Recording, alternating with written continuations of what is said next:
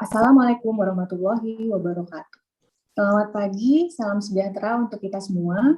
Diskusi dan pemaparan tentang pengelolaan pengetahuan gambut yang akan disampaikan oleh praktisi berpengalaman, yaitu Ibu Sufit Erlita dari SIFOR, Ibu Dian Nur Amalia dari BRGM, dan Bapak Ragil Satrio dari Yayasan Lahan Basah.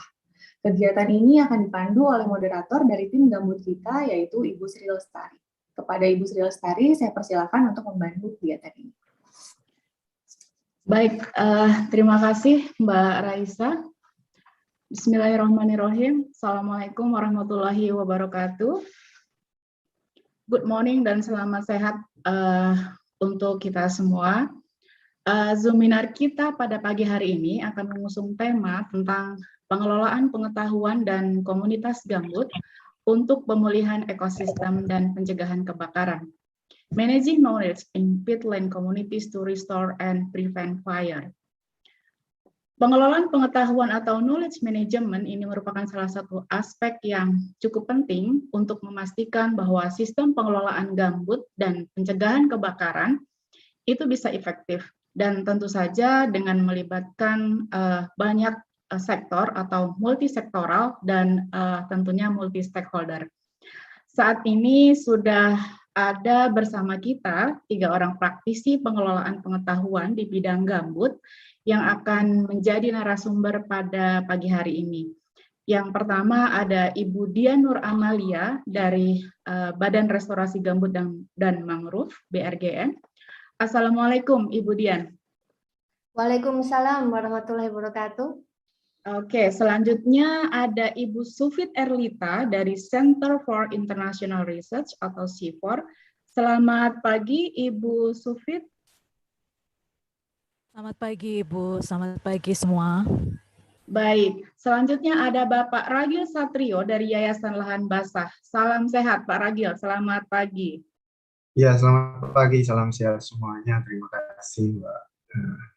Ya, terima kasih. Jadi masing-masing narasumber kita pada pagi hari ini akan menyampaikan paparannya selama 15 menit dan selanjutnya nanti kita akan ada sesi diskusi. Jadi bagi Bapak Ibu peserta yang memiliki pertanyaan atau tanggapan atau mungkin ingin memperkaya apa yang sudah disampaikan itu nanti bisa disampaikan via chat selama paparan masih berlangsung atau kita juga nanti akan bisa menyampaikan secara langsung di sesi diskusi.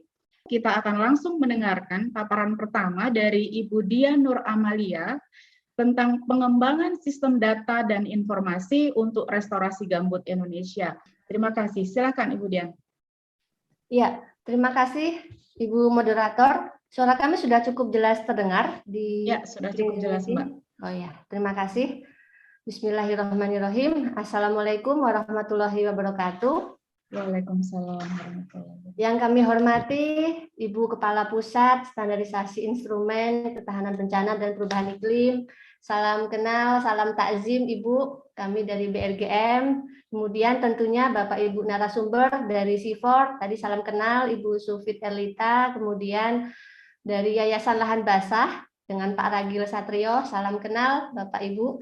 Kemudian tentunya Bapak Ibu semua peserta webinar Managing Knowledge in Peatland Communities to Restore and Prevent Fire. Ya, ini benar-benar kesempatan yang berkah bagi saya karena saya bisa belajar bersama dengan Bapak Ibu semua di sini. Karena sebagaimana yang disampaikan oleh Ibu Moderator tadi, Bapak Ibu, mohon izin kami memperkenalkan diri terlebih dahulu. Kami bergabung di BRG Jilid 1 ketika itu Ibu tahun 2018. Kami di Sekretariat Badan Program Perencanaan, Program, dan Anggaran, kurang lebih selama 3 tahun.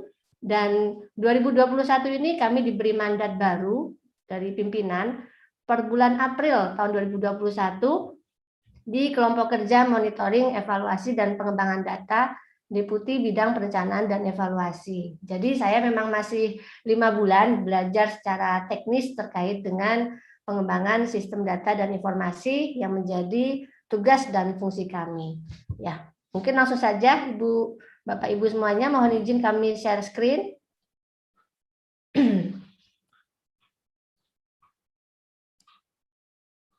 Sudah bisa terlihat paparan kami? Ya, sudah Mbak. Mungkin bisa di full screen. Ya, sebentar.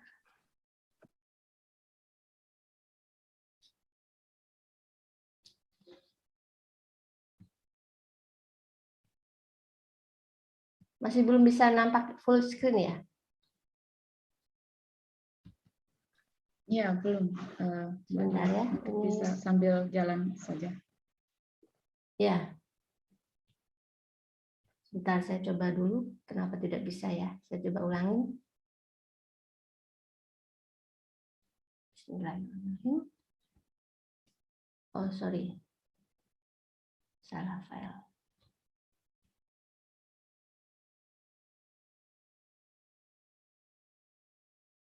Masih file yang lama ya, sebentar. Oh, sorry. Ini. Ya.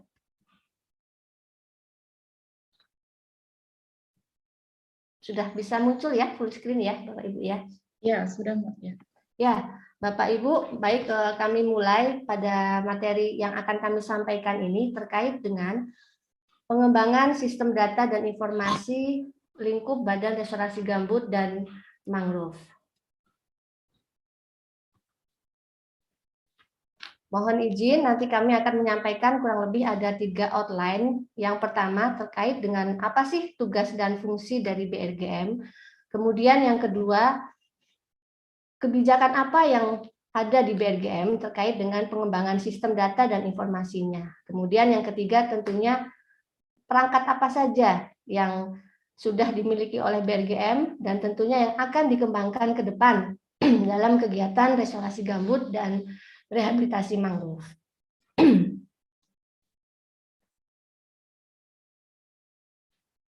Ya, memasuki outline yang pertama, Bapak Ibu, terkait dengan apa sih tugas dan fungsi dari Badan Restorasi Gambut dan Mangrove tersebut. Di sini kami ingin menyampaikan yang pertama terkait dengan dibentuknya Badan Restorasi Gambut tahun 2016 berdasarkan Peraturan Presiden Nomor 1 Tahun 2016.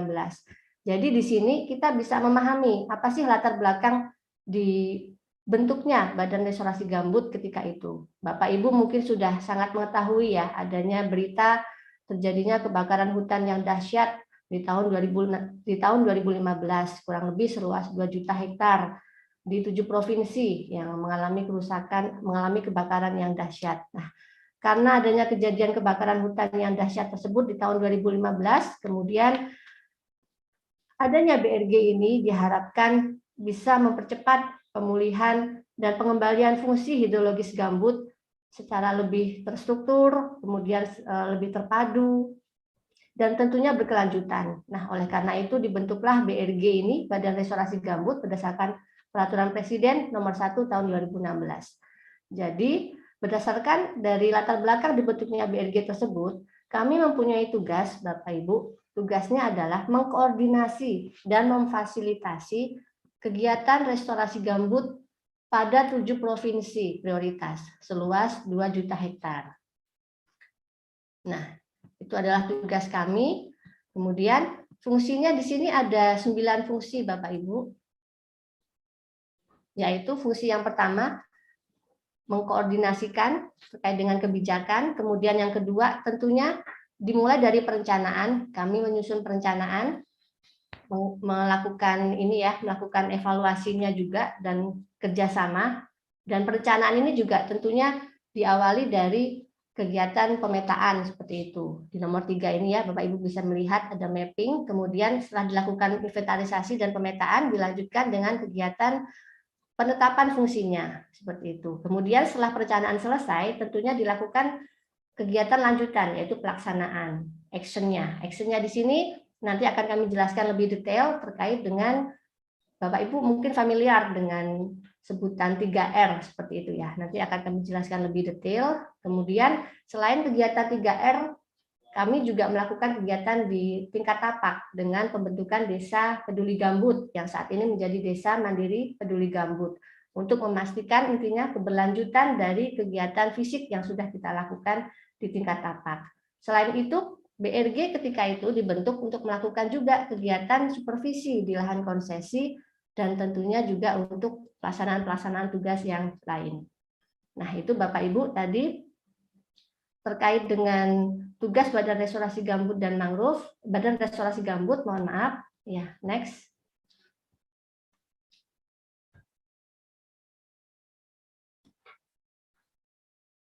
Belum kelihatan ya slide selanjutnya. Sebentar, ini kayaknya agak delay.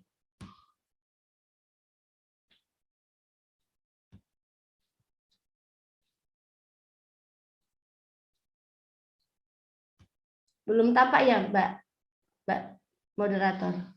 Belum, Bu Dian. Mungkin karena gambarnya berat, jadi dia slide-nya kemudian Ini ya. lama ya.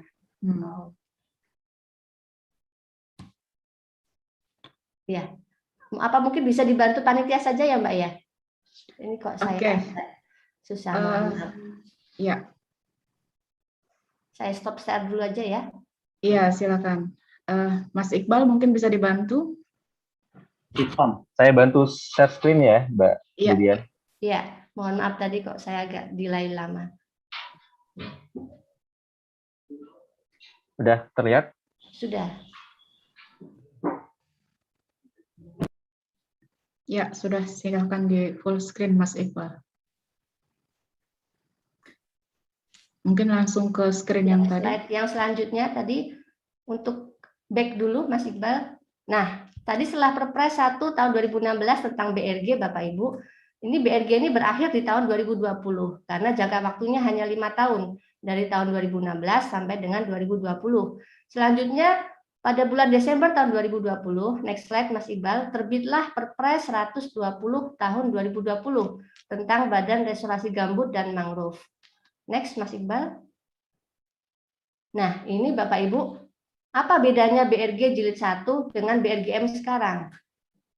Ada hal yang masih sama terkait dengan pelaksanaan tugas, di mana kami masih melakukan kegiatan untuk memfasilitasi percepatan restorasi gambut di 7 provinsi. Nah, selain percepatan restorasi gambut di 7 provinsi, Bapak Ibu, tugas yang juga ditekankan oleh Bapak Presiden, BRGM di sini lebih menekankan juga terkait dengan faktor keberlanjutan di tingkat tapak. Dalam hal ini terkait dengan restorasi human seperti itu ya, restorasi sosial ekonominya. Jadi ditekankan dalam tugasnya di sini, BRGM melaksanakan tugas untuk meningkatkan kesejahteraan masyarakat di sekitar gambut. Nah, inilah yang menjadi faktor atau yang harus di-underline, di-highlight ya, seperti itu ya. Karena sebagaimana mandat dari RPJMN, BRGM ini tidak hanya melakukan target fisik untuk direstorasi gambutnya, tapi juga melakukan kegiatan terkait dengan upaya keberlanjutannya, yaitu sebagaimana kami sampaikan tadi, ada desa peduli gambut yang saat ini akan menjadi desa mandiri peduli gambut. Nah, itu terkait dengan kami masih melanjutkan tugas untuk melakukan restorasi gambut, ditambahkan lagi saat ini oleh Bapak Presiden untuk melakukan percepatan rehabilitasi mangrove pada 9 provinsi, Bapak Ibu. Nah, inilah yang menjadi pembeda antara BRG dulu jilid 1 dengan BRGM yang sekarang. Kami mempunyai 2 mandat berarti yang sekarang terkait dengan restorasi gambut dan rehabilitasi mangrove, dan lebih penekanan terhadap upaya peningkatan kesejahteraan masyarakat. Itulah yang akan kami laksanakan selama 4 tahun ke depan sampai dengan tahun 2024. Nah, kemudian ini adalah rincian fungsinya. Fungsinya masih sama Bapak Ibu, ada 9 fungsi. Kurang lebih masih sama terkait dengan perencanaan, kemudian evaluasi, untuk implementasinya juga melalui kegiatan 3R yang untuk kegiatan restorasi gambut ya. Tapi di sini lebih juga ke penekanan yang tadi kami sampaikan untuk upaya peningkatan kesejahteraan masyarakat. Di sini Bapak Ibu bisa melihat di nomor 4 ini penguatan kelembagaannya, kemudian di nomor 6 ini peningkatan untuk perbaikan taraf kehidupan masyarakatnya. Di samping juga kami tetap melakukan sosialisasi, edukasi, kemudian tentunya dengan fungsi untuk kegiatan rehabilitasi mangrove sendiri. Nah, itu Bapak Ibu pembedaan antara tugas dan fungsi BRG dengan BRGM saat ini. Next slide, Mas Iqbal.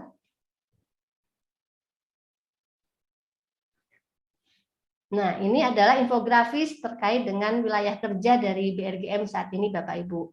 Sebagaimana yang kami sampaikan tadi, kegiatan restorasi gambut kita ini selama 4 tahun ke depan, berdasarkan Perpres tersebut, kami diberi target untuk bisa melakukan restorasi gambut seluas 1,2 juta hektar pada 7 provinsi. 7 provinsi di sini adalah Riau, Sumatera Utara, Riau, Jambi, Sumatera Selatan, Kalimantan Barat, Kalimantan Tengah, Kalimantan Selatan, dan Papua. Selanjutnya kami juga mempunyai target untuk rehabilitasi mangrove seluas 600.000 hektar pada 9 provinsi.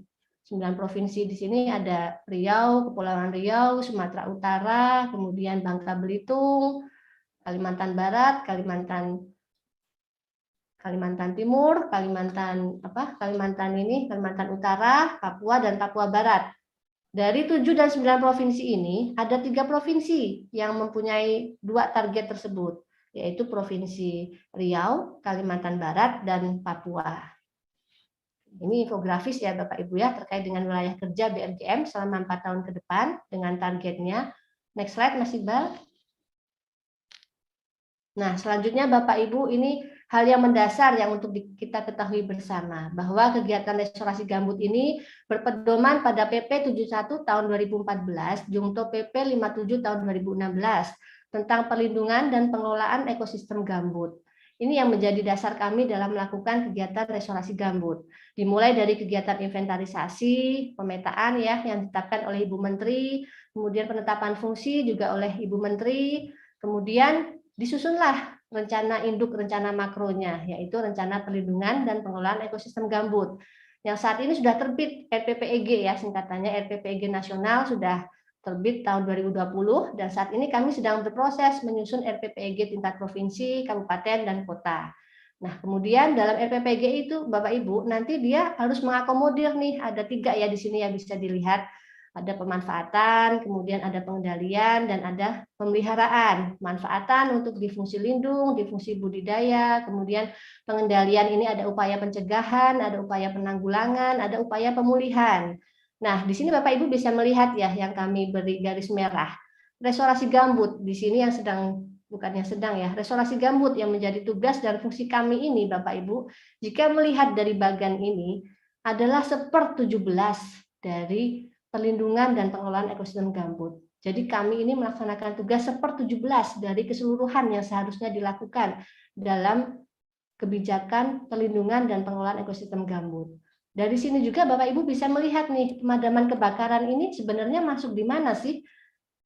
Fire factor ini ya Bapak Ibu ya, dia masuk ke dalam kegiatan penanggulangan kerusakan. Dia terpisah dengan kegiatan restorasi, karena restorasi di sini masuk ke dalam bagian kegiatan pemulihan, bukan penanggulangan kerusakan. Jadi di sini memang secara tugas dan fungsi untuk restorasi gambut tidak berkaitan langsung dengan upaya pemadaman kebakaran.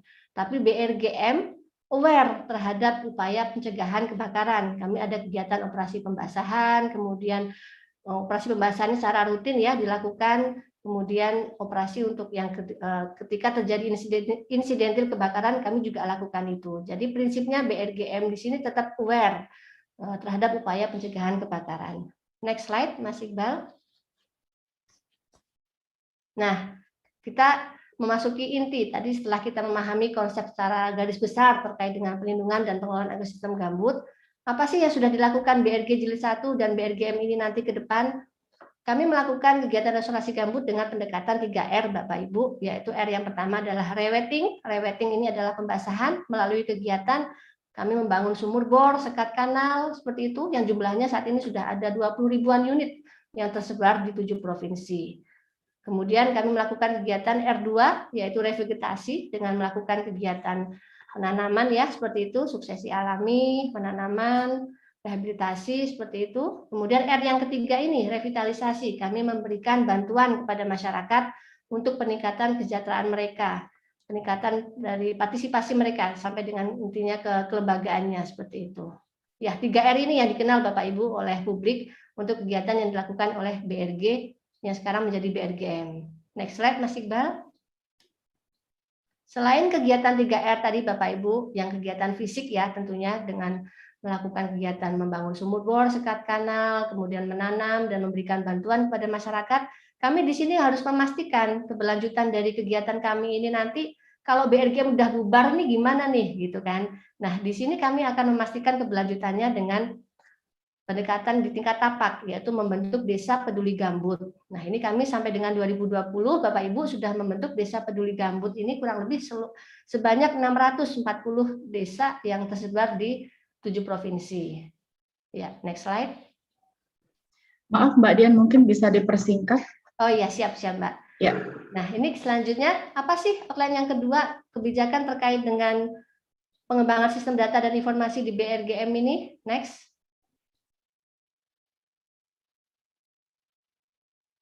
Next slide, Mas Iqbal.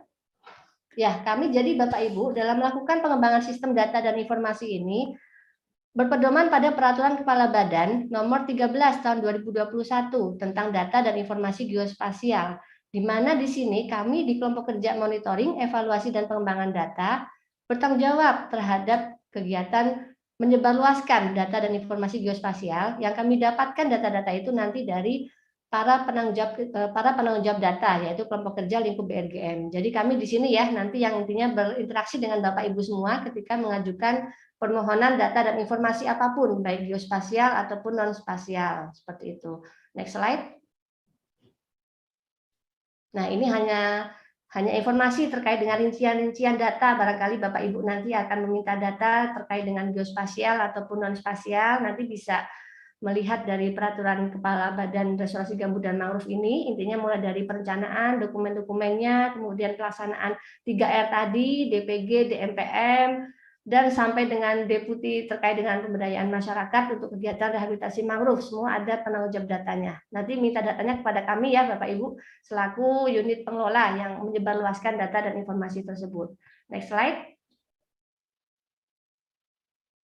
Ya, ini masih sama rinciannya. Next slide, Mas Iqbal. Kita akan lebih percepat.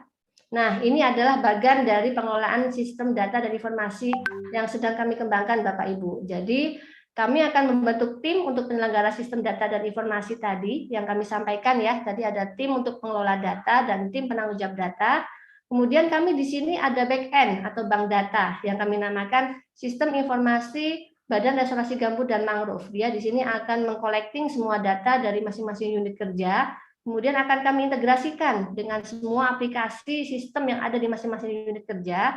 Kemudian tentunya akan kami tampilkan ke dalam PRIMS. Nanti akan kami jelaskan detail satu demi satu. PRIMS ini adalah sebagai front end untuk bisa diakses oleh publik. Seperti itu. Nanti dalam PRIMS ini akan ada informasi terkait dengan Sipalaga, FDRS, seperti itu ya. Nanti kami jelaskan lebih detail. Next slide, Mas Iqbal.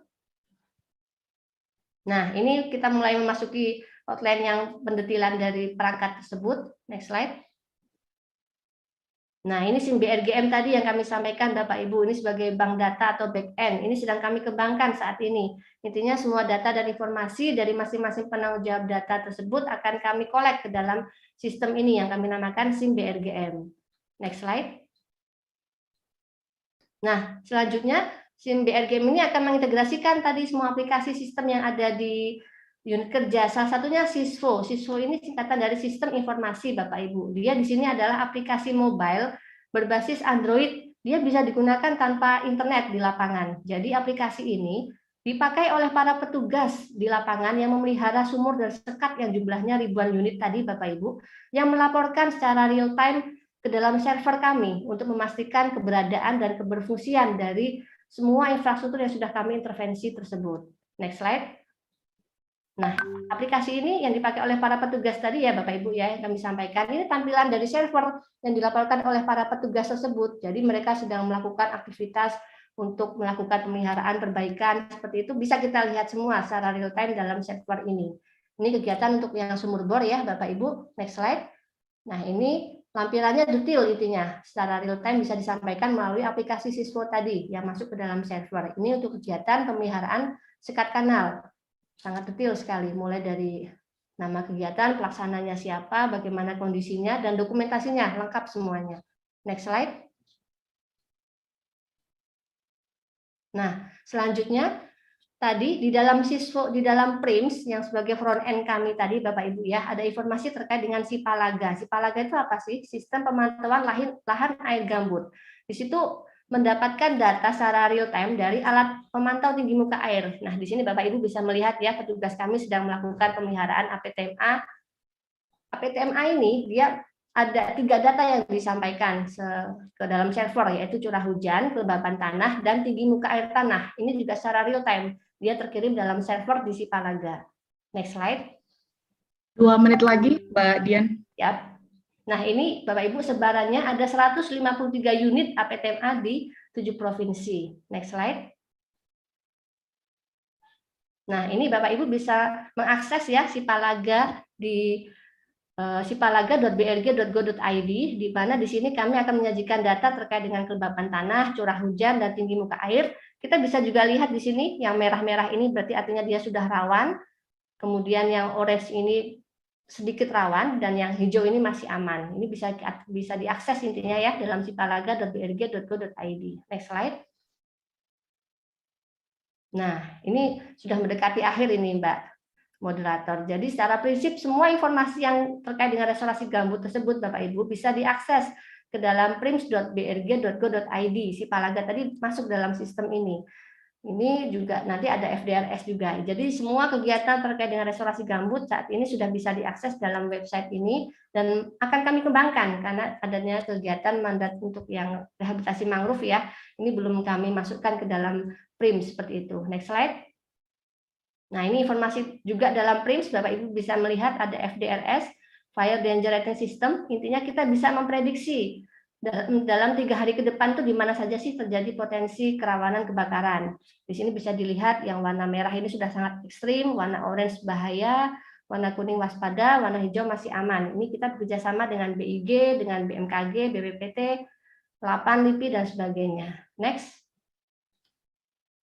Sepertinya sudah. Ya, itu Mbak Sri Lestari, Ibu Moderator, terkait dengan pengembangan sistem data dan informasi pada BRGM yang sudah berjalan dan akan dikembangkan ke depannya. Terima kasih atas kesempatannya. Baik, terima kasih Ibu Dian. Bapak Ibu sekalian, cukup menarik sekali bagaimana manajemen sistem data yang ada di BRGM tadi, dan yang paling penting mungkin harus dicatat oleh Bapak Ibu semua adalah tentang persons in charge of data. Jadi in case membutuhkan data-data yang diperlukan, tadi sudah bahkan sudah di list gitu ya, siapa aja sih yang kemudian bisa kita mintai data gitu terkait dengan restorasi gambut ini. Mungkin nanti kalau misalnya Ibu Dian tidak keberatan juga kita akan membagikan file materi ini kepada seluruh peserta. Bagaimana tadi SISPO, application, kemudian Sipalaga dan FDRS applied di BRGM. Baik, untuk mempersingkat waktu, Bapak Ibu hadirin semuanya, kita akan lanjut langsung nih ke pembicara selanjutnya, Ibu Sufit Erlita, tentang pengorganisasian pengetahuan menghubungkan peneliti dengan pengguna. Silakan Ibu Sufit. Terima kasih Ibu Sri Lestari. Mungkin saya langsung saja memperkenalkan diri saya. Saya di sini mewakili ITPC atau International Tropical Peatland Center.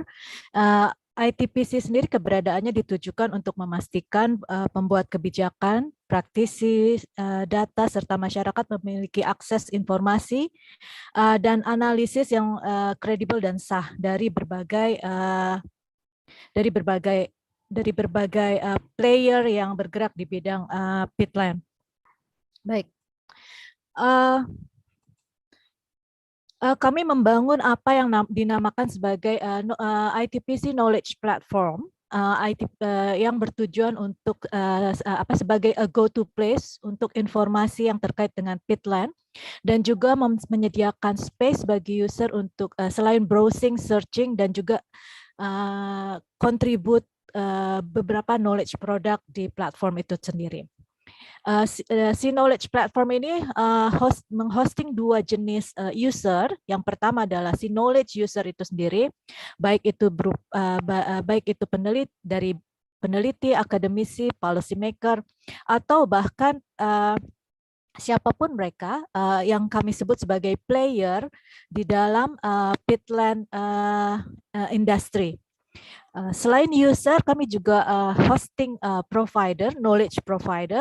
Knowledge provider ini bisa berupa research organization, government agencies, ataupun private organization. Tujuannya adalah menyediakan platform yang dapat melisting, mengcapture, dan juga showcasing semua knowledge yang relevan dan terkait dengan peatland, terutama fokusnya adalah di tropical peatland secara publik. Lalu yang kedua adalah untuk meningkatkan awareness dan juga memastikan bahwa semua knowledge yang terkait dengan peatland bisa ditemukan kembali.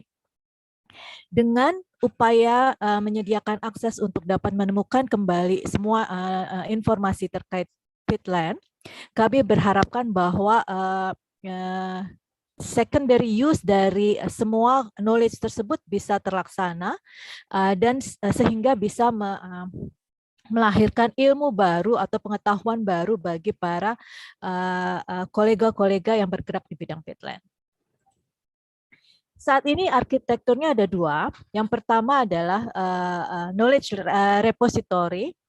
Knowledge repository ini seperti teman-teman sudah ketahui, melisting semua jenis output dan activity yang related ke peatland.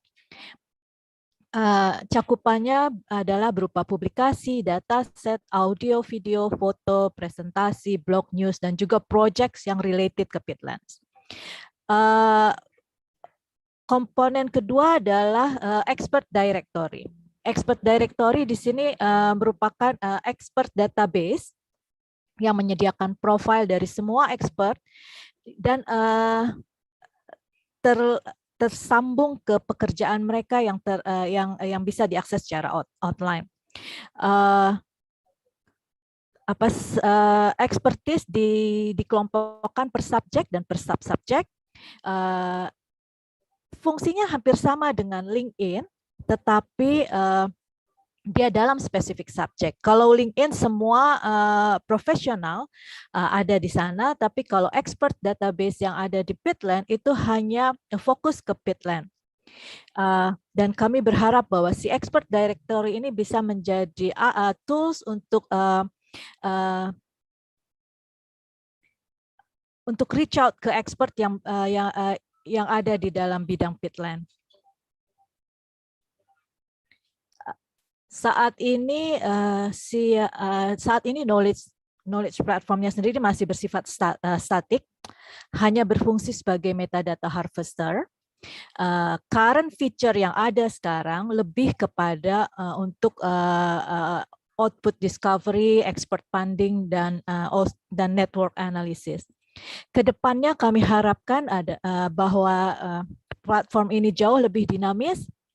Dan kami juga mengundang beberapa data provider untuk submit pekerjaan mereka dan bagi semua data provider kami akan menyediakan data sharing protocols antara ITPC dengan data provider yang memastikan bagaimana data mereka di-manage di dalam ITPC Knowledge Platform.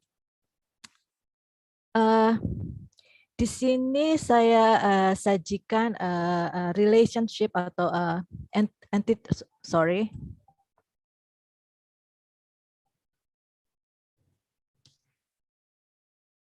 relationship.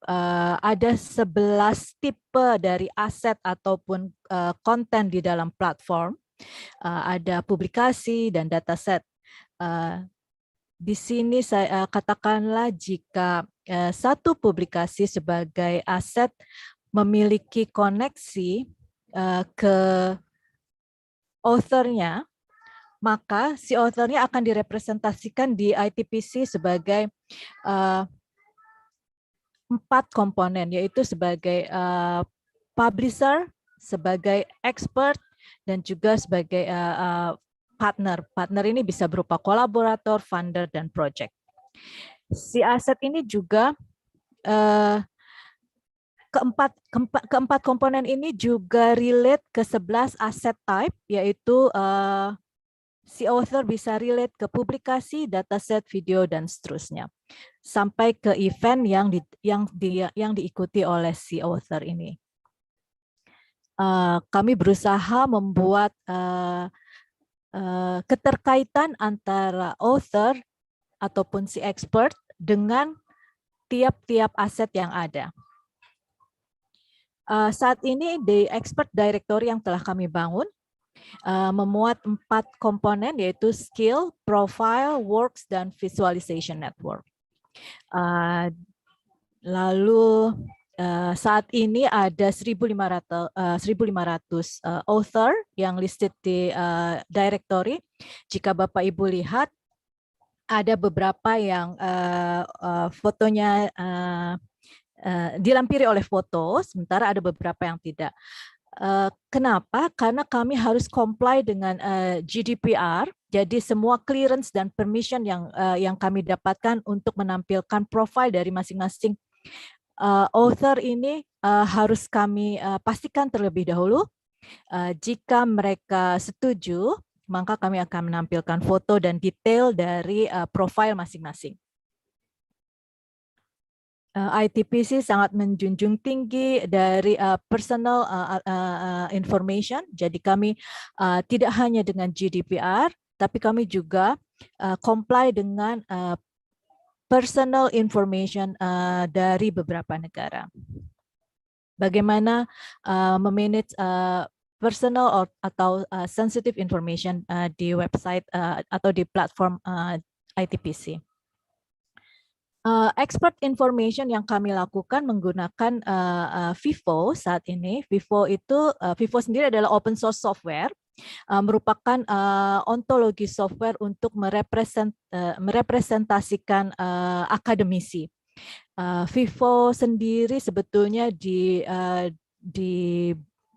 dibuat untuk memastikan bahwa para researcher dan akademisi dari beberapa disiplin bisa saling terkoneksi.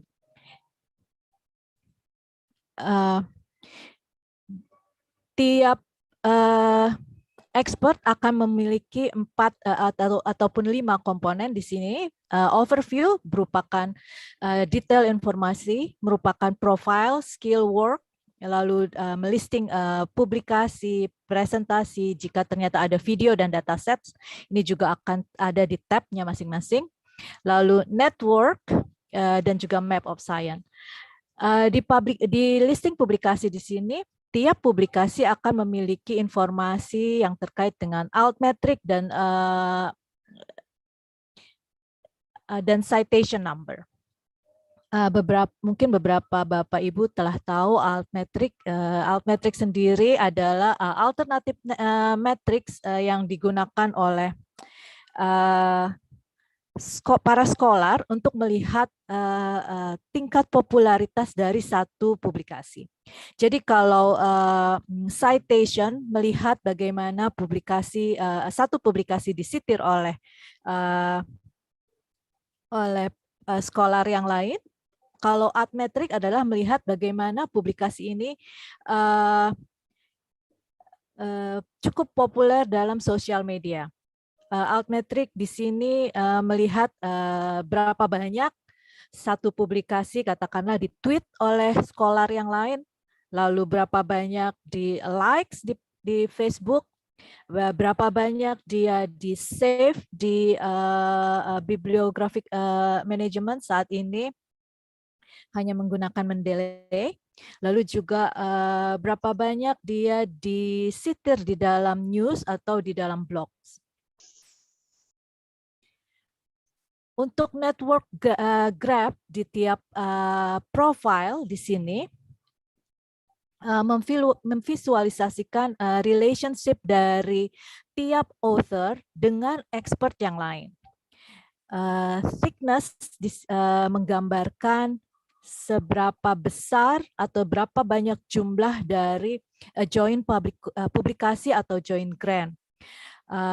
Jika kita klik, maka namanya akan terlihat, lalu akan menjelaskan tiap author memiliki keterkaitan dengan author yang lain. Informasi ini juga bisa di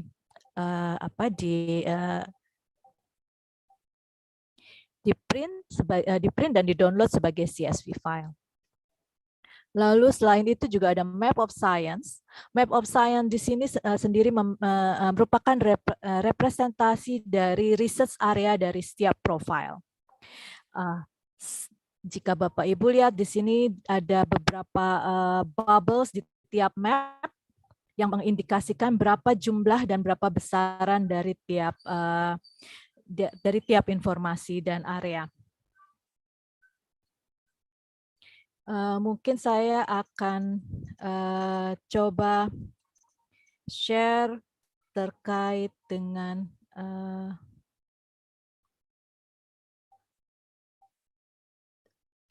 share langsung ke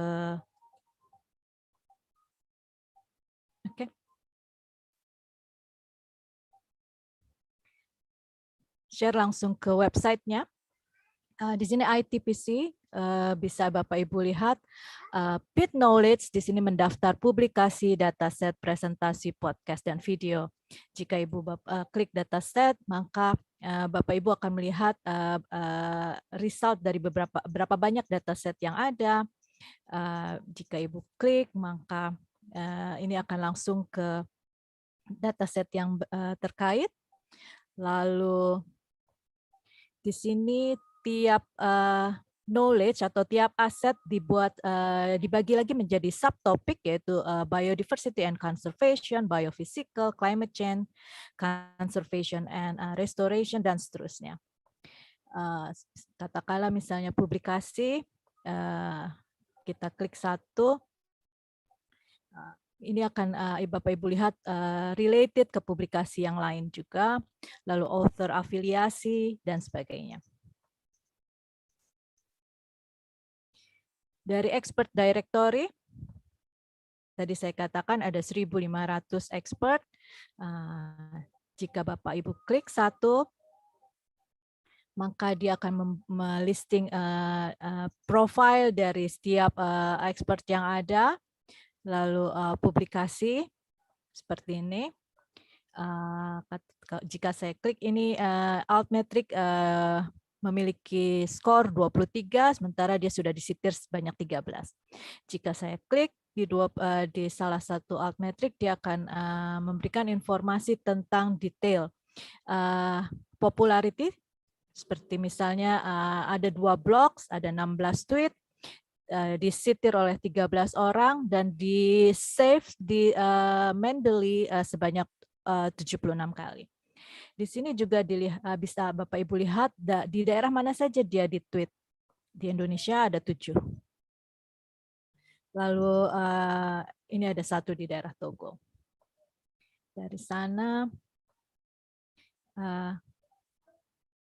jika Bapak masuk ke knowledge yang lain, ini presentasi, daftar presentasi yang terkait dengan Bapak Daniel Mudiarso, lalu networks, co-author networks. Seperti yang tadi saya katakan bahwa thickness dari sini menggambarkan dari seberapa banyak co-authorship yang dilakukan. Katakanlah jika saya klik si J. Boone Kaufman, ada 7 joint publication dengan Bapak Daniel Mudiarso, dan J. Boone Kaufman sendiri selain dengan Daniel Mudiarso juga memiliki publikasi dengan Hergulax, Ansari, Kolka, dan seterusnya. Masing-masing bisa di-download dengan keluaran CSV file. Lalu di sini Map of Science-nya, Bapak Ibu bisa lihat sebaran dari topik dan besaran dari topik yang ada. Jika dilihat di sini lingkaran yang besar adalah berupa environment policy. Jika kita klik, maka dijelaskan bahwa ada 7 publikasi. Dan dari total publikasi yang ada, 58% aktivitas yang dilakukan oleh Daniel Mudiarso lebih kepada environmental publication. Lalu ada ecological modeling, ada 4 publikasi yang terkait dengan ecological modeling. 1 publikasi dengan atmospheric geophysics. Mohon maaf, Lalu Ibu, juga mungkin ada, bisa dipersingkat. baik, ya. Sebetulnya sudah cukup Ibu. Oke. Dari saya cukup sekian. Ya, terima kasih Ibu Sufit. Mungkin nanti bisa kita lebih dalami lagi di saat di sesi diskusi. Mungkin seperti itu. Tadi sudah disampaikan bagaimana pengorganisasian pengetahuan yang telah dilakukan tentang bagaimana knowledge repository, kemudian expert directory dan lain sebagainya.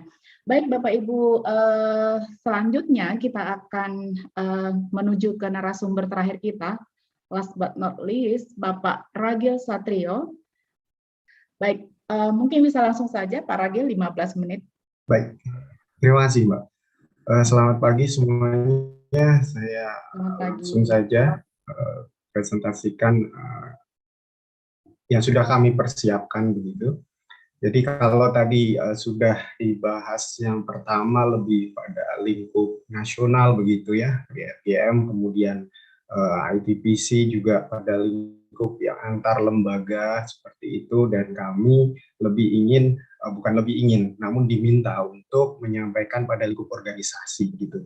Ini cukup perpaduan yang cukup menarik, dan tentunya dalam proses menginformasikan pada tingkat organisasi banyak hal-hal yang sifatnya cerita, mungkin pengalaman dan sebagainya.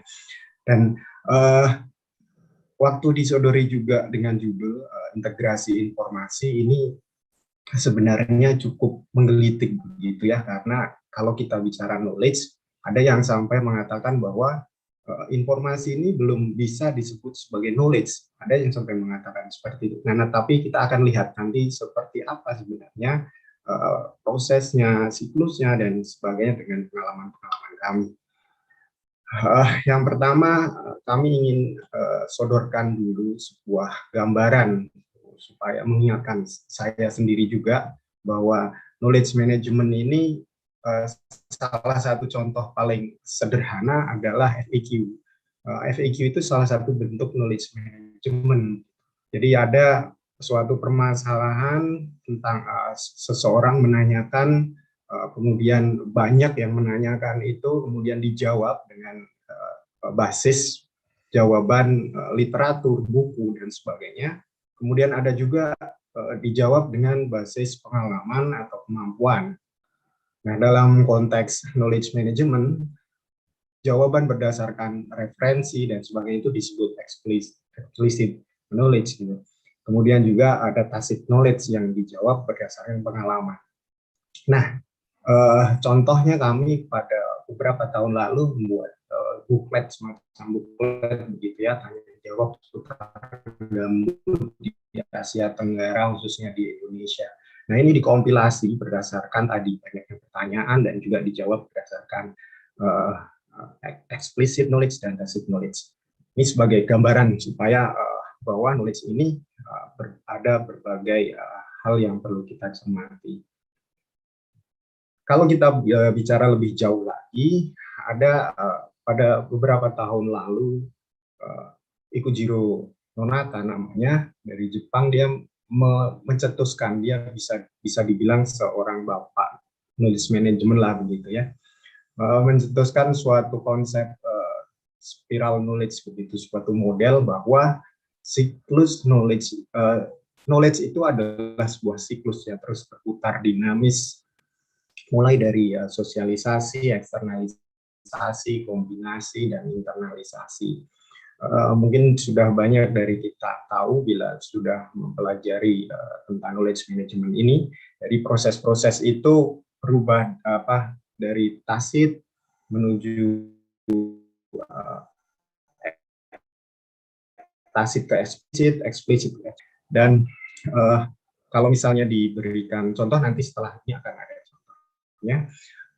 Kemudian juga dikenal bahwa knowledge management ini tentunya sebuah proses untuk menangkap, mendistribusikan, dan menggunakan secara efektif.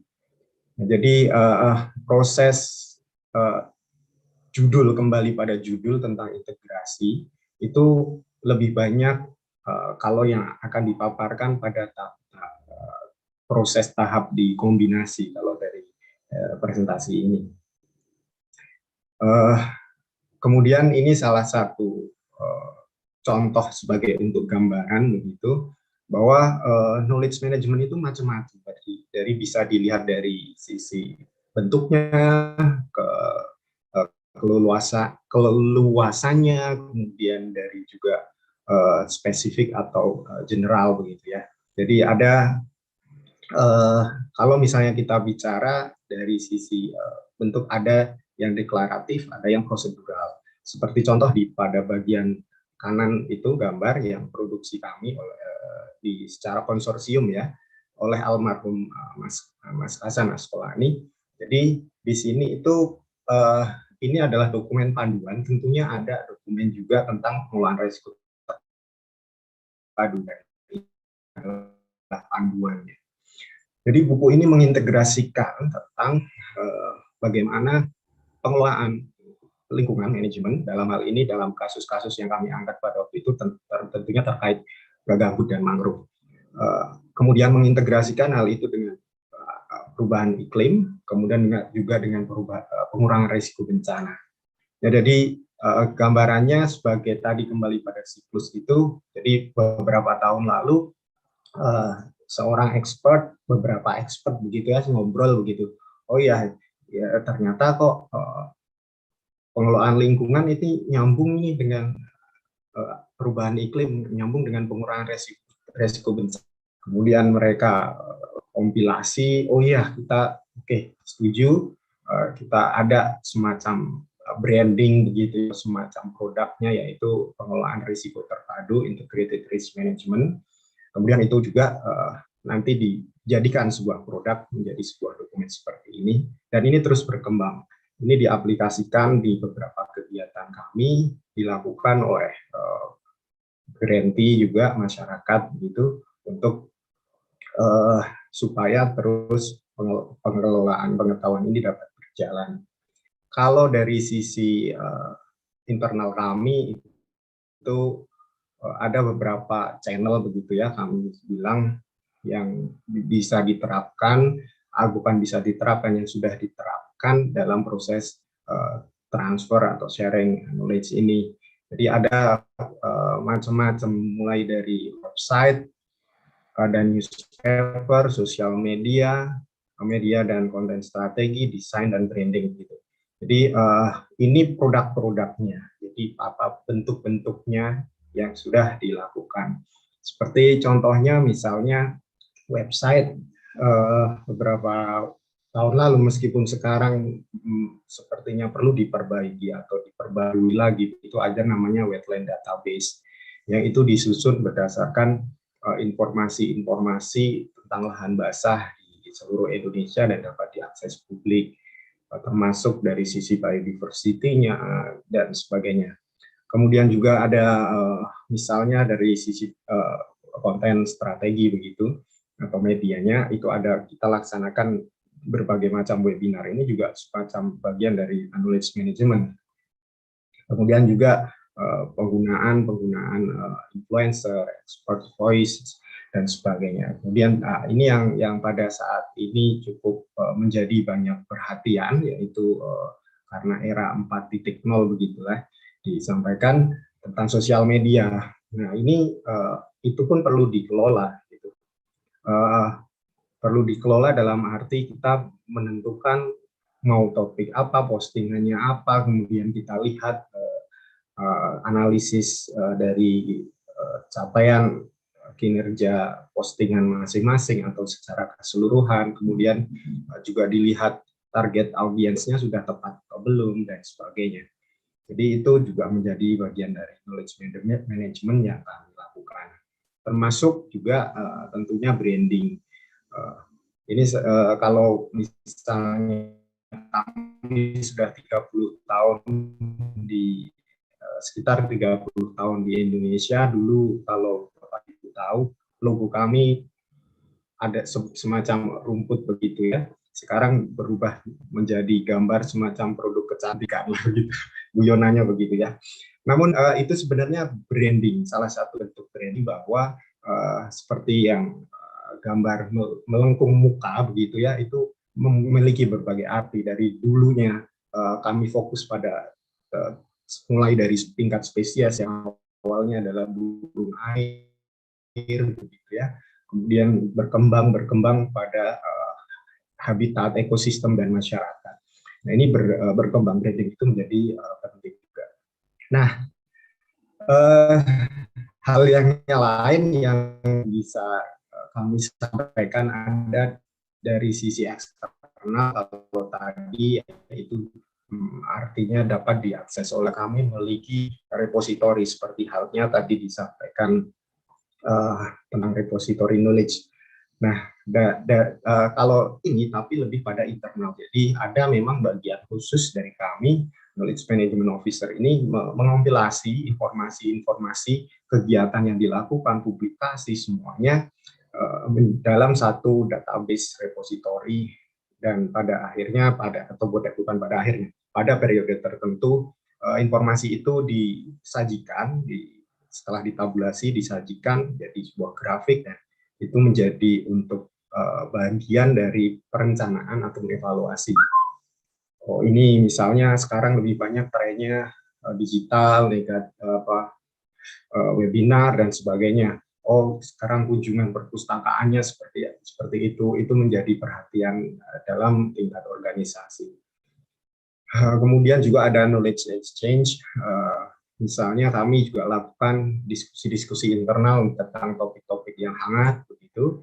Kemudian ada community of practice. Nah, ini sebagai lembaga mitra global Wetland International, kami juga ada kelompok-kelompok. Jadi kelompok-kelompok dari berbagai kantor di belahan negara lain, wetlands, ada expertise tertentu berkumpul begitu. Ada expert mangrove, ada gambut, kemudian ada juga dari sisi komunikasi dan policy dan komunikasi.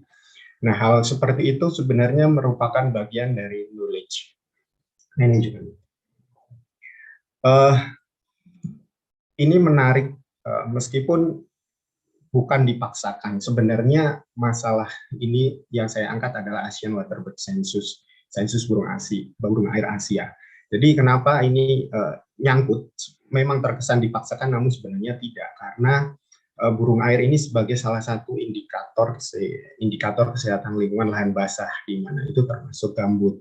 Meskipun banyak burung-burung air lebih banyak begitu ya, seperti di pantai dan sebagainya. Namun dari gambut pun itu juga ada spesies-spesies kunci tertentu yang perlu menjadi perhatian seperti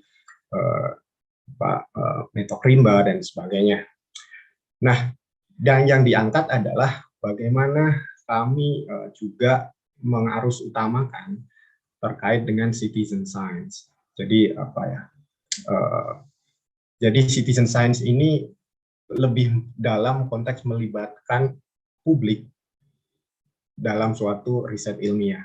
Kebetulan S2 saya risetnya tentang ini, jadi bisa disampaikan bahwa saat ini kalau di Indonesia itu baru berkembang beberapa tahun terakhir, namun di luar negeri itu sebenarnya sudah cukup berkembang. Jadi namun melibatkan masyarakat dalam sebuah riset. Jadi kalau dalam konteks ini ada masyarakat ikut memonitoring, menghitung burung begitu, kemudian data itu dilaporkan kepada koordinator nasional, kepada kami di Bogor misalnya, kemudian juga hal itu nanti menghasilkan sebuah database atau Waterbird Population Estimate, dan itu pun juga produknya bisa sampai pada portal website begitu.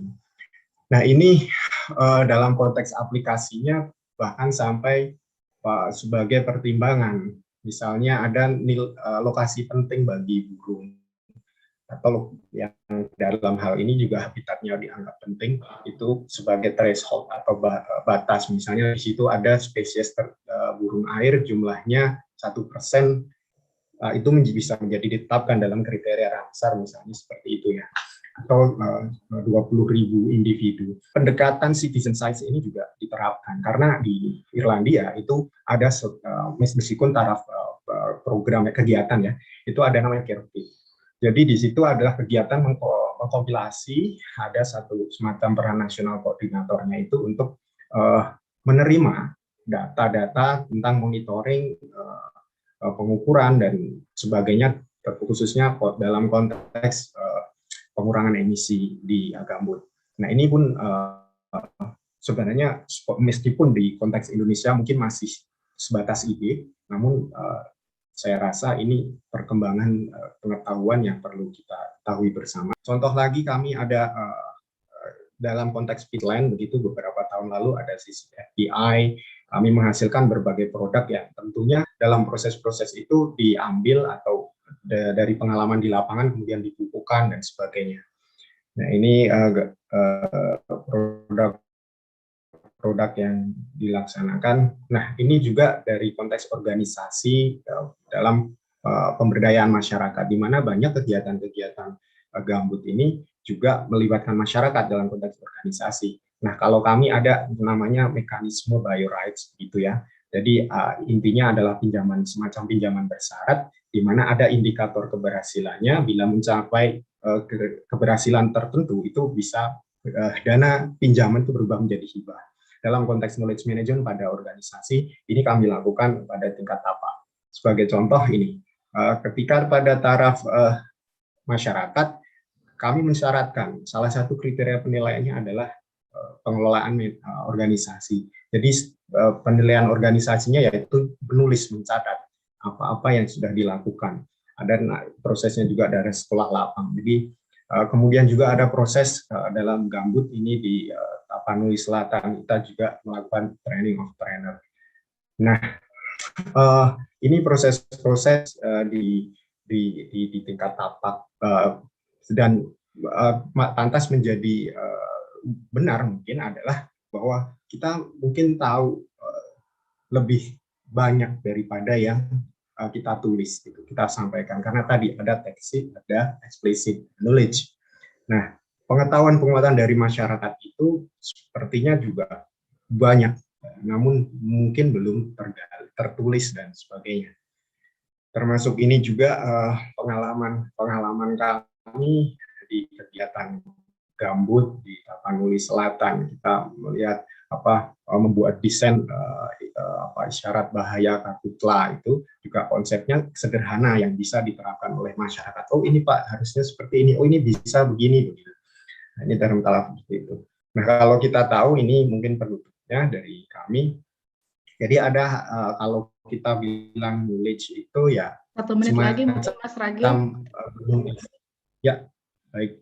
Jadi semacam gunung es. Jadi ada yang tadi pengalaman yang sebenarnya sangat banyak, dan juga ada pengetahuan yang sebenarnya hanya yang sudah tertulis. Nah, itu pun juga dari ada juga transformasinya dari data, informasi, knowledge policy. Jadi pada akhirnya bisa dibilang informasi itu belum menjadi knowledge karena informasi itu belum dikompilasikan menjadi sebuah statis, kemudian nanti diterapkan menjadi dasar dalam pengambilan keputusan. Itu saja dari kami. Terima kasih. Sekian, wassalamualaikum warahmatullahi wabarakatuh. Waalaikumsalam warahmatullahi wabarakatuh. Terima kasih. Menarik sekali apa yang tadi sudah disampaikan oleh 3 orang narasumber kita. Dan tentunya Bapak Ibu partisipan yang ada di room Zoom kali ini, ada beberapa pertanyaan, mungkin ada yang ingin menanggapi dengan apa yang tadi sudah disampaikan oleh para narasumber kita. Kami persilakan apabila ada yang ingin menyampaikan secara langsung dengan memanfaatkan menu raise hand. Nah, dengan menyebutkan nama dan asal instansinya. Sambil menunggu, kita punya 45 menit untuk diskusi. Ini ada pertanyaan pertama, ya ini ditujukan kepada Ibu Dian ya, tentang tadi apa yang sudah dibangun oleh tim BRGM gitu. Jadi tadi disampaikan bagaimana PRIMS itu bisa diakses. Nah, sebenarnya ini sangat menarik gitu. Tapi kemudian ada diharapkan bahwa data di tiap layer itu bisa kemudian open service gitu, sehingga bisa di-download dan ini bisa dimanfaatkan nantinya untuk bisa dianalisis di lokal dan sebagai bahan pembanding penelitian. Ini tadi pertanyaan dari Pak Mukhlis. Mungkin bisa langsung ditanggapi sambil kita menunggu pertanyaan lanjutan, atau mungkin ada yang ingin langsung raise hand juga dipersilakan. Oke, silakan mungkin bisa langsung Mbak Dian. Ya, terima kasih Ibu Moderator. Terima kasih Pak Usman Mukhlis atas pertanyaannya. Pertanyaannya memang bagus sekali Bapak, karena yang pertama tadi yang kami sampaikan, PRIMS Gambut ini adalah sebagai front end seperti itu ya, yang bisa diakses oleh publik. Saat ini kami masih menamakan dengan PRIMS Gambut Bapak Ibu, tapi kedepannya bisa jadi karena adanya tambahan mandat terkait dengan mangrove, data-data terkait dengan mangrove juga akan kami masukkan ke dalam PRIMS tersebut. Nanti entah namanya menjadi apa ya, mungkin PRIMS Gambut dan mangrove atau seperti apa, kami nanti menunggu arahan dari pimpinan. Mungkin yang pertama ini dulu Pak Usman dan Bapak Ibu semua, terkait dengan PRIMS ini, kami sudah ada sebenarnya diatur dalam peraturan kepala badan, saya agak lupa nomornya, tapi tahun 2019.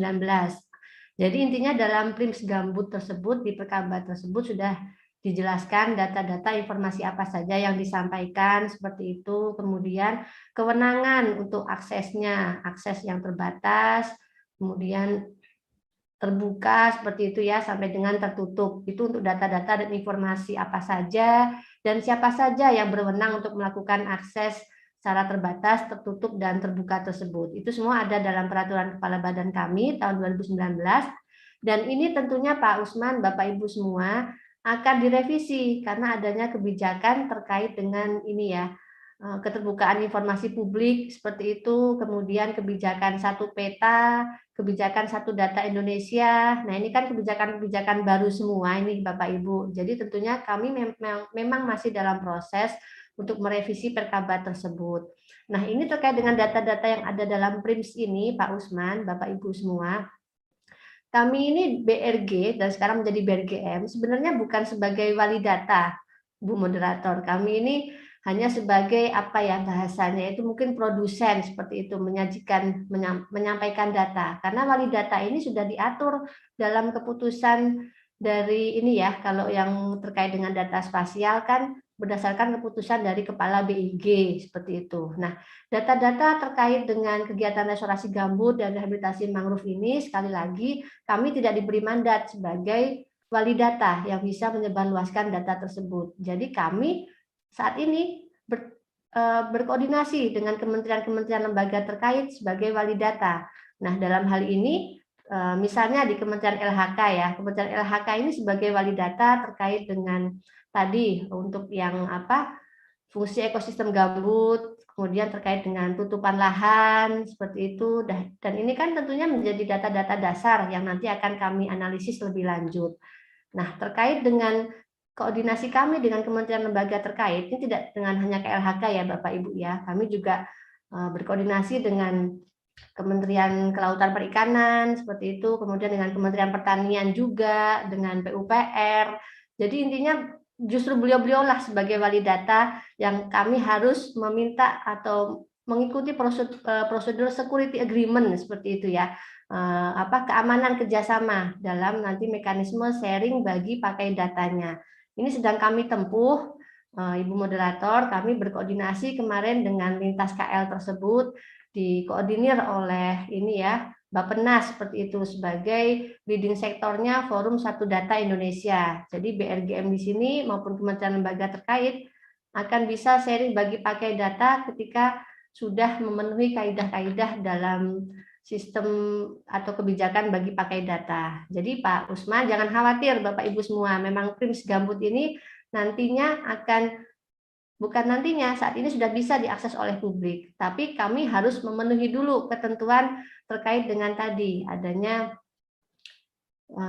kebijakan satu peta ataupun kebijakan satu data Indonesia. Saat ini kami sedang proses terkait dengan penyusunan security agreement dengan KLHK. Data-data dalam PRIMS untuk sementara beberapa ada yang di take down, mohon maaf Bapak Ibu, karena kami masih harus melewati security agreement tersebut dengan KLHK sebagai wali datanya. Nanti setelah selesai proses security agreement, Kami akan tampilkan data-data tersebut dalam PRIMS dan nanti bisa digunakan oleh Bapak Ibu semua untuk analisis lebih lanjut terkait dengan penelitian dan sebagainya. Ini tidak hanya dengan KLHK tentunya, nanti kami akan dengan kementerian lembaga terkait lainnya. Mungkin itu Mbak Sri atas tanggapan saya, pertanyaan Pak Usman yang sangat menarik sekali. Prinsipnya nanti bukan nanti ya, sudah bisa diakses oleh publik dan saat ini kami sedang berproses untuk security agreement dengan kementerian lembaga terkait, salah satunya dengan KLHK sebagai wali data, dan nanti kami akan merevisi tadi perkabat terkait dengan PRIMS gambut ini. Jadi siapa saja yang bisa diberi akses, terbatas, tertutup, ataupun terbuka, seperti itu. Terima kasih. Oke, terima kasih Mbak Dian, cukup jelas dan gamblang tadi ya kepada Pak Usman Muslih. Mungkin kalau misalnya harap sabar menunggu gitu, sedang dalam proses karena security agreement ini sangat penting antara KLHK tentunya dengan BRGM. Oke, selanjutnya ada pertanyaan kepada semua pembicara ini ditujukannya. Jadi seberapa sering dilakukan update data atau informasi? Jadi mungkin nanti akan ditanggapi oleh masing-masing narasumber di sini. Pertama itu seberapa sering dilakukan updating data, kemudian yang kedua itu apa saja pertimbangannya atau indikator untuk menentukan informasi yang bisa di-share, mungkin berarti seperti itu. Oke, kita akan mulai dari Ibu Sufit dulu mungkin. Kalau dari sisi kami, seberapa sering dilakukan update data atau informasi, karena ITPC sendiri sebetulnya berfungsi sebagai katakanlah knowledge broker, ya. Jadi yang ITPC lakukan sebetulnya adalah harvesting data dari berbagai organisasi. Harvesting data dilakukan daily secara saat ini secara statik, ke depannya akan dilakukan secara otomatis. Nah, yang kami lakukan adalah pertama adalah approach dari tiap organisasi yang melakukan penelitian atau memiliki knowledge terkait dengan tropical peatland. Dari sana kami bernegosiasi dengan organisasi atau maupun peneliti dan memastikan bahwa kami bisa menjalin kerjasama dengan mereka. Seperti halnya yang Ibu Dian katakan bahwa ada security agreement, di kami namanya adalah data sharing protocol. Jadi setiap organisasi akan menandatangani data sharing protocol. Di sana menjelaskan detail hak dan kewajiban dari masing-masing, baik itu penyedia data, si organisasi tersebut, dan juga hak dan kewajiban dari ITPC. Setelah semuanya clear, permission granted, copyright dan sebagainya itu jelas, dan juga ini sekaligus menjelaskan poin 2 apa saja pertimbangan atau indikator. Yang kami lihat adalah apakah data yang terkait itu relevan dengan ITPC dalam artian membahas tentang tropical peatland. Yang kedua, apakah data tersebut bebas dari bisa dipublikasikan dalam artian terkait copyright, siapa yang memiliki, sebatas mana ITPC memiliki hak untuk diseminasi, katakanlah. Jika kami tidak mempunyai hak untuk diseminasi, apakah kami bisa sharing atau disseminate metadatanya, bukan jadi yang didiseminate hanya metadata, bukan datanya itu sendiri atau bukan publikasinya itu sendiri. Lalu yang ketiga adalah dari sisi GDPR, personal information atau sensitive information, poin apa saja yang bisa di-share, seperti itu. Oke, baik, terima kasih. Langsung saja kita ke Pak Ragil, bagaimana tanggapannya untuk pertanyaan yang sama nih dengan Bu Sufit tadi? Silakan. Oke, terima kasih. Ini pertanyaan ini jawabannya juga tergantung dengan data informasi apa yang untuk yang pertanyaan pertama. Ketika kita bicara misalnya data sering diupdate, nah dalam konteks ke misalnya tadi citizen science begitu, kita ada juga rentang waktu batas pengambilan data, ada pertimbangan-pertimbangan. Oh ini bahwa periode misalnya periode burungnya ada atau migrasi itu hanya pada bulan tertentu kita batasi dan sebagainya. Namun juga pada kegiatan-kegiatan yang sifatnya rutinitas itu setiap saat, setiap hari, karena sifatnya dinamis juga harus kita update informasinya begitu. Dan pada prinsipnya semakin banyak data, mungkin semakin banyak hal yang bisa kita analisis, kemudian kita juga jadikan itu knowledge dan menjadi pertimbangan pengambilan keputusan. Tentunya seperti itu. Kemudian yang kedua, apa saja pertimbangannya untuk menentukan informasi yang bisa di-share. Sama prinsipnya dengan apa yang dijelaskan tadi Bu Sufit dan juga prinsip-prinsip ilmu pengetahuan begitu ya. Riset begitu harus mempertimbangkan citasinya dan juga mempertimbangkan kesediaannya dan juga keamanan atau penyedia data dan informasinya. Seperti contoh misalnya data ini sensitif, ya prinsip-prinsip jurnalistik, prinsip-prinsip ilmiah itu juga perlu kita lakukan. Seperti itu sih, Mbak. Oke, terima kasih Mas Ragil. Mbak Dian mungkin bisa langsung seberapa sering ini kemudian data dari BRGM itu diupdate? Silakan. Ya, terima kasih. Tadi ada 2 pertanyaan yang menarik sekali. Yang pertama, seberapa sering dilakukan update data dan informasi? Ini Bapak Ibu, kami sampaikan tadi sebagaimana yang kami paparkan, terkait dengan pertanyaan ini, data dan informasi untuk yang mana dulu nih? Itu yang pertama. Karena di sini kan kami ada back-end atau bank data tadi ya, yang melalui SIM BRGM. Kemudian ada yang PRIMS, yang front-end, seperti itu. Nah, terkait dengan pertanyaan ini juga Bapak Ibu, tentunya kita harus berpedoman kepada undang-undang terkait dengan keterbukaan informasi publik. Nah, saat ini, bukan saat ini ya, BRG Jilid 1 itu sudah ada sebenarnya peraturan kepala badan terkait dengan layanan informasi publik. Dijelaskan data-data informasi apa saja yang bisa diakses oleh publik, yang bisa diakses setiap saat, periodik, ataupun yang dikecualikan. Ini sudah ada semua sebenarnya dalam peraturan kepala badan yang kami punya, dan tentu ini juga harus direvisi ya Bapak Ibu ya, karena sekarang kan sudah menjadi BRGM, ada tambahan mandat mangrove. Nah, ini jadi dalam Undang-Undang Keterbukaan Informasi Publik yang kemudian kami turunkan dalam peraturan kepala badan kami, secara periodik data-data tersebut ada yang bisa disampaikan berkala seperti itu ya. Ada juga yang setiap saat dia harus tersajikan real time tadi. Sebagaimana yang tadi kami sampaikan, data-data terkait dengan tinggi muka air seperti itu, dia bisa setiap saat Bapak Ibu akses, artinya bisa real time. Tapi yang data bersifat periodik mungkin seperti ini ya, terkait dengan dokumen perencanaan seperti Renstra, Renja seperti itu.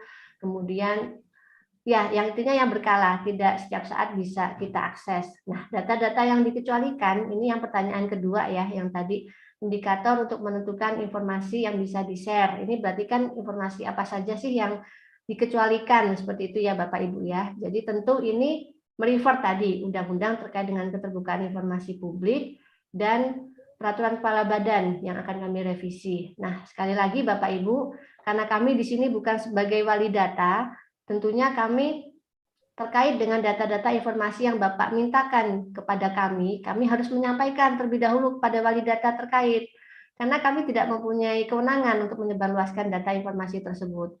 Kemarin kami koordinasi dengan ini, Bu Moderator, dengan IPSDH ya, Direktorat IPSDH selaku unit clearing data spasial di KLHK. Di internal KLHK sendiri, Bapak Ibu, untuk antar eselon satunya ya, yang intinya bertanggung jawab terhadap datanya masing-masing, mereka untuk bisa saling berbagi gitu dengan lintas eselon 1 saja itu butuh izin dari Direktorat IPSDH selaku unit clearing. Apalagi kami nih, kami yang bukan sebagai wali data seperti itu ya, tentu harus melalui mekanisme itu. Jadi mungkin gambaran secara umum saja Bapak Ibu, untuk yang dikecualikan itu apa saja sih yang nggak bisa di-share? Itu tentunya data dan informasi yang pertama masih dalam proses analisis tentunya ya, belum selesai dia proses analisis, Bapak Ibu sudah minta datanya. Nah, ini tentu tidak bisa kami sampaikan karena kami harus minta approve dulu dari wali data dan tentunya dari pimpinan, baru setelah selesai kita akses ke publik. Kemudian juga SHP file nih Bapak Ibu. SHP file ini sekali lagi kami sampaikan, untuk SHP file yang wali datanya dari KL terkait ya, kami harus berkoordinasi dulu, minta izin lah, kulon nuwun seperti itu. Tapi kalau yang hasil analisa dari internal kami sendiri, pasti kami akan langsung share. Seperti tadi mungkin peta terkait di mana sih lokasi sumur, sekat kanal, kegiatan R2, R3, itu kan dari hasilnya aktivitas BRG ya, BRGM. Nah itu bisa kami akses karena tidak ada wali data terkait dengan data kegiatan restorasi gambut. Mungkin itu Mbak Sri. Oke, terima kasih sudah cukup jelas Bapak Ibu sekalian. Kita akan lanjut ke penanya berikutnya. Kita akan berikan kesempatan untuk bertanya secara live biar lebih menarik seperti itu. Ada Bapak Sigit, kemudian ada Ibu Fitri Nurfatriani. Saya akan kasih kesempatan siapa duluan yang ini akan menyampaikan pertanyaan atau tanggapannya. Oke, saya kasih kesempatan kepada Ibu Fitri Nurfatriani terlebih dahulu. Silakan. Makasih Bu Moderator, Mbak Lis. Ya. Mohon maaf, saya tidak on kamera karena sinyalnya tidak terlalu bagus di sini. Assalamualaikum warahmatullahi wabarakatuh. Terima kasih kepada para pembicara. Paparannya sangat informatif dan sangat menarik. Ada beberapa hal yang mungkin ingin saya klarifikasi atau ingin dapatkan penjelasan dari narasumber. Yang pertama untuk Bu Dian, saya menarik sekali Bu Dian bahwa sudah ada website PRIMS dan saya juga sudah buka, dan di sini saya melihat ada di dashboard ya Bu ya, di PRIMS ini ada model ekonomi, jadi kita bisa menampilkan informasi ekonomi dan angka demografi dalam lanskap gambut. Ini kami apresiasi di sini dengan variabel yang perlu diinput itu lokasi KHG, harga karbon, lalu bagaimana transisi model bisnis pemanfaatan gambut di situ, konversinya dari pemanfaatan lahan sebelumnya ke pemanfaatan lahan yang dituju, lalu sepertinya dikalkulasi untuk menghitung nilai ekonomi. Sayangnya ketika saya coba masukkan input simulasi gitu tidak keluar hasilnya Bu Dian. Mungkin mohon penjelasannya untuk yang menu dashboard model ekonomi ini, karena ini menarik sekali, terutama untuk kajian-kajian yang ingin mengetahui cost benefit analisis dari kegiatan restorasi. Nah, terkait dengan kegiatan cost benefit analisis tersebut juga mungkin menyambung dari pertanyaan Bu Niken sebelumnya ya, mengenai data-data apa saja yang memang belum bisa di-share. Nah, kebetulan memang kita ingin mengetahui lebih jauh Bu Dian, manfaat dan biaya yang perlu dikeluarkan dari hasil kegiatan restorasi ini. Nah, memang selama ini kita sering berkomunikasi intensif dengan BRGM dan memang untuk data cost ini lumayan sensitif ya Mbak Dian ya, jadi tidak terlalu mudah juga kami dapatkan. Nah, apakah ada data-data terkait manfaat dan biaya dari restorasi ini yang bisa diakses untuk publik ya? Misalkan contoh di Lakip itu kan sebetulnya publish ya, untuk publik gitu. Apakah itu seperti data pembiayaan bisa kita akses di situ kah, dan itu boleh untuk umum atau melalui apa Mbak aksesnya? Kemudian untuk data manfaat ya, kami itu sebetulnya ingin membutuhkan data seberapa jauh kegiatan restorasi misalkan sudah menurunkan tingkat emisi. Nah, ini apakah sudah ada kajian-kajian itu dan bisa kami dapatkan di mana informasi tersebut Mbak Dian? Pertanyaan kedua mungkin saya ingin menanyakan ke Mas Ragil nih. Ke Mas Ragil, tadi saya tertarik bahwa sebetulnya dari data dan informasi itu harus melalui proses transformasi sebelum menjadi knowledge. Nah, berapa lama sebetulnya waktu yang dibutuhkan sehingga kita bisa memproses ya data tersebut menjadi knowledge? Apalagi kita mungkin kadangkala dipacu oleh waktu ya, untuk bisa menjadi policy, terutama dari knowledge lalu jadi policy. Nah, ini butuh berapa lama Mas Ragil waktunya nih yang ideal, atau kalau memang mau jadi policy atau knowledge yang betul-betul valid gitu, apa memang harus butuh yearly study gitu, atau memang bisa dalam waktu yang lebih singkat, atau bagaimana kira-kira kriterianya? Mungkin itu Mbak Moderator dari saya. Terima kasih atas waktunya. Assalamualaikum warahmatullahi wabarakatuh. Waalaikumsalam warahmatullahi wabarakatuh. Terima kasih Bu Fitri. Kita bisa langsung ke Pak Sigit nih, kalau misalnya Pak Sigit available untuk bisa langsung bicara. Tapi sebelumnya saya informasikan terlebih dahulu kepada seluruh peserta Zoominar ini untuk mengisi survei evaluasi dari kegiatan ini, silahkan. Dan nanti akan ada merchandise atau door prize bagi 5 orang yang beruntung gitu. Jadi silahkan nanti panitia akan menyampaikan linknya di menu chat, silahkan dibuka dan kemudian diisi. Pertanyaannya singkat dan hanya memilih begitu, jadi sangat mudah dan cepat. Dan bagi yang beruntung akan dapat door prize. Silakan. Langsung saja sekarang kita ke Mas Sigit. Silakan. Terima kasih Bu Lis, moderator, atas waktu yang diberikan. Pertanyaan saya tadi sebenarnya ke Mbak Dian terkait dengan keterbukaan data dan informasi yang ada di BRG dan mungkin yang terkait dengan kegiatan restorasi gambut. Nah, jadi mungkin yang ingin saya tanyakan di sini, sebelumnya saya menyambut baik dan itu mungkin sangat bermanfaat bagi banyak pihak terkait data dan informasi terkait dengan restorasi gambut ini. Mungkin yang perlu saya tanyakan terkait dengan indikator perbaikan lahan gambut dari misalnya sebelum ada BRG, terus kemudian setelah adanya BRG dan dengan kegiatan BRG itu apakah bisa kita akses di situ dan sehingga kita bisa dengan mudah, oh ternyata data misalnya spatial data map sebelum adanya BRG kegiatan di gambut seperti ini, kemudian setelah adanya BRG kegiatannya seperti ini, kemudian indikator perbaikannya misalnya tingkat kebakaran lahan gambut semula seperti ini, kemudian setelah adanya BRG setelahnya seperti ini, apakah ada data itu di data yang disampaikan secara ke publik ataukah tidak? Mungkin itu aja yang perlu saya tanyakan. Makasih Bu Sri, itu aja. Terima kasih Mas Sigit. Kita langsung saja. Yang pertama kita ke Bu Dian terlebih dahulu. Ada 3 pertanyaan tadi. Saya pikir sudah cukup jelas. Pertanyaannya 2 dari Ibu Fitri dan kemudian 1 dari Mas Sigit, dan yang terakhir nanti langsung lanjut ke Mas Ragil. Mungkin bisa langsung saja Mbak Dian. Terima kasih Bapak Ibu atas pertanyaannya yang sangat bagus sekali ya.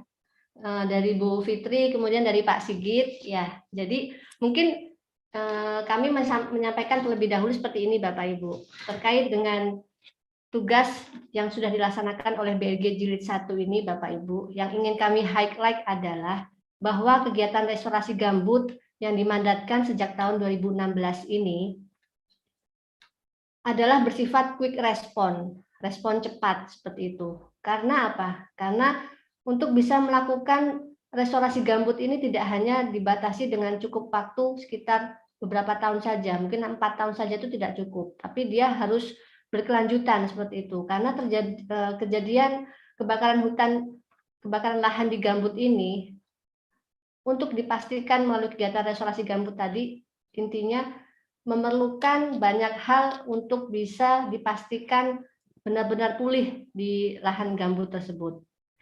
Itu dulu, mungkin kunci yang pertama kami sampaikan, pembelajaran dari negara-negara di luar sana yang melakukan upaya restorasi gambut sampai dengan puluhan tahun, bahkan ratusan tahun, itu pun belum bisa benar-benar gambut tersebut terpulihkan. BRG Jilid 1 ini hanya diberi kesempatan 5 tahun untuk melakukan kegiatan restorasi gambut dengan target yang fantastis, target yang besar, 2 juta hektar. Itu dulu. Jadi yang pertama, yang kami lakukan di BRG Jilid 1 adalah kegiatan yang bersifat quick respon. Kami harus merespon cepat terjadinya kebakaran yang menghanguskan kurang lebih 2 juta hektar. Kami harus melakukan itu dengan cepat.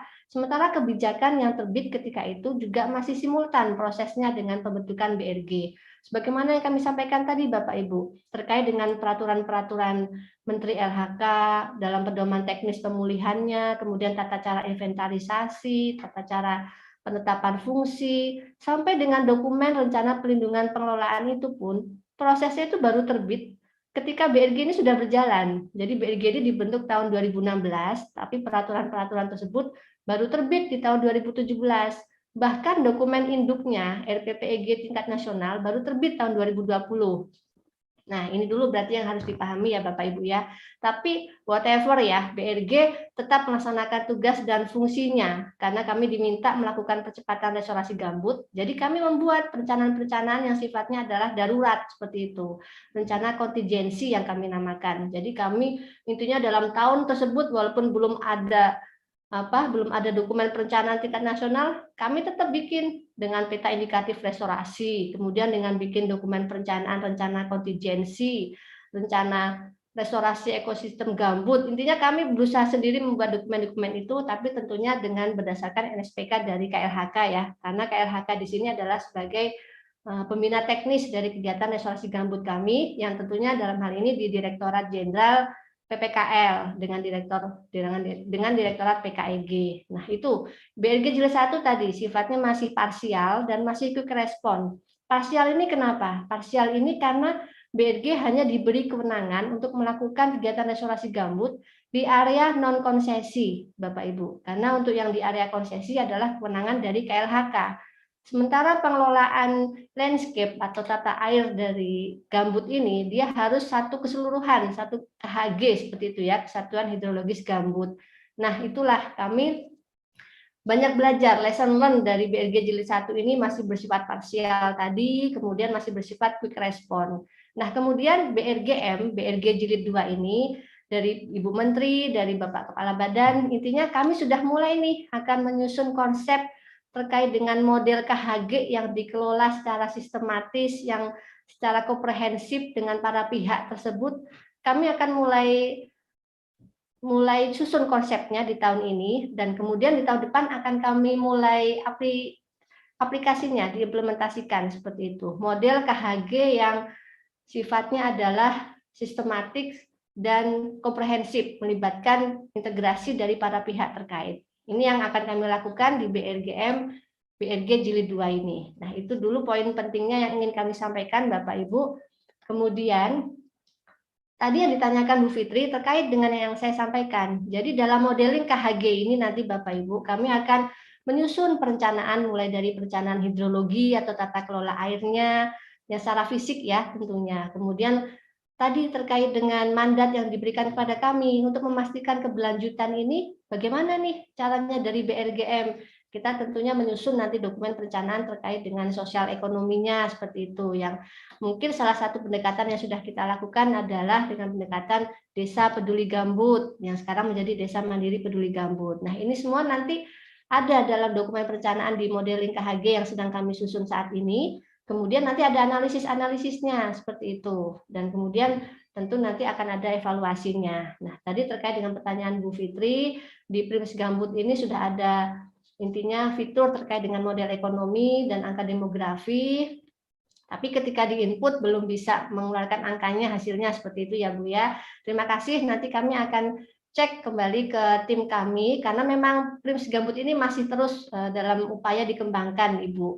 Dan ini tentunya nanti kami, karena tadi yang kami sampaikan, kami sedang menyusun konsep KHG model dengan melibatkan para akademisi, para praktisi, kementerian lembaga terkait. Kami akan firmkan dulu, Ibu, terkait dengan analisis terkait sosial ekonomi, budaya, untuk dalam perencanaan KHG modeling ini. Nanti ketika sudah firm itu semua, kami akan pastikan di Prims Gambut ini sesuai dengan hasil dari scientific seperti itu ya, based on scientific atau ilmiah dari para pihak terkait. Nah, itu Ibu, terima kasih. Nanti intinya kami akan coba cek lagi di Prims Gambut dan kami akan firmkan lagi terkait dengan metode analisisnya seperti itu. Karena BRGM sebagaimana yang kami sampaikan tadi, kami baru dibentuk nih Ibu di tahun 2021 ini. Sampai sekarang pun Renstra masih dalam proses kami susun. KLHK sendiri kayaknya belum juga ya Mbak. Maksudnya ada review kayaknya, review Renstra KLHK, karena adanya BRGM ini kan berarti juga harus masuk nih di Renstranya KLHK. Sementara yang kami pahami Renstranya juga masih dalam proses untuk direvisi.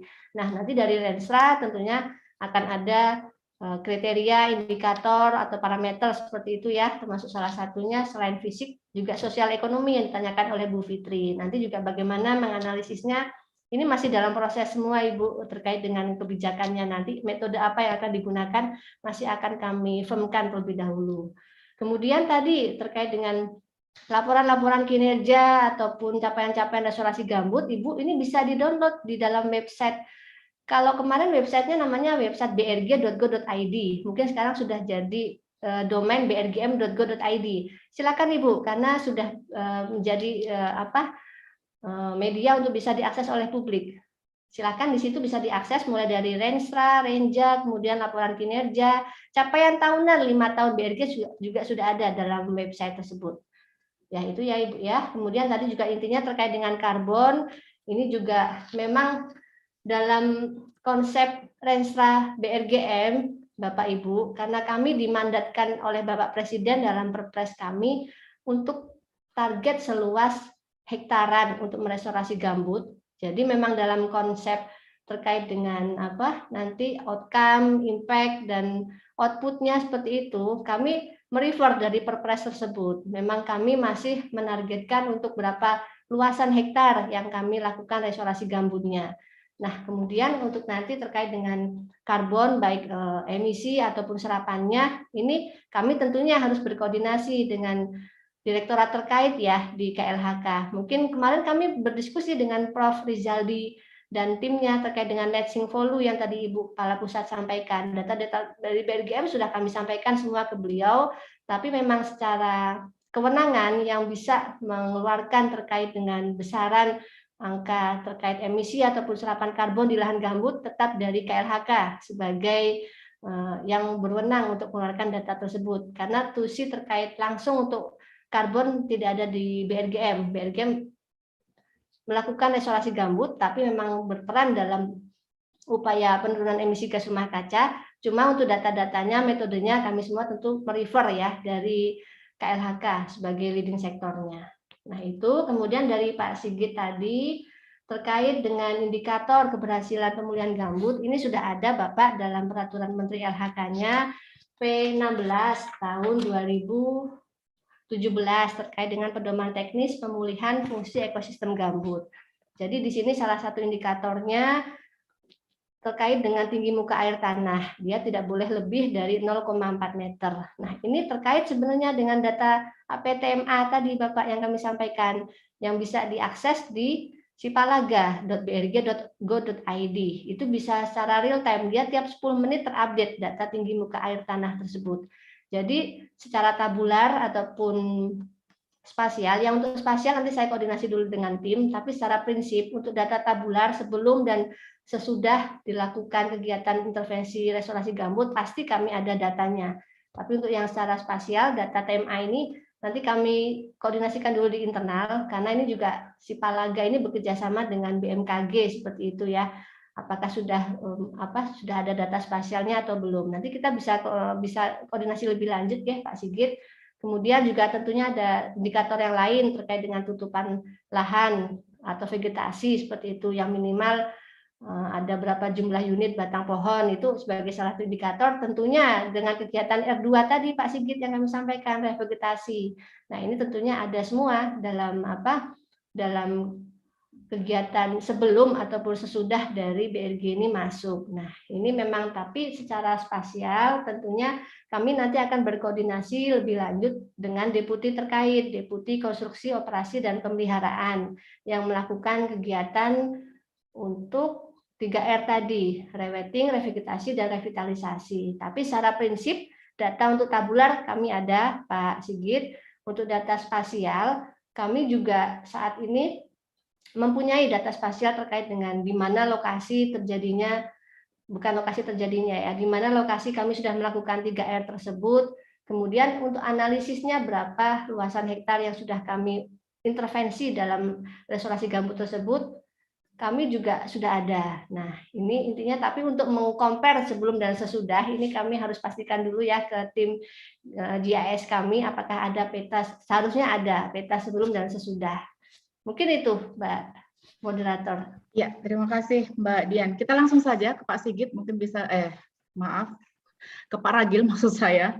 Jadi Mas Sigit yang bertanya. Oke, langsung kita ke Mas Ragil untuk pertanyaan tadi. Mungkin bisa langsung saja, kemudian bisa lebih singkat seperti itu. Silakan. Pertanyaan Mbak Fitri ya. Iya.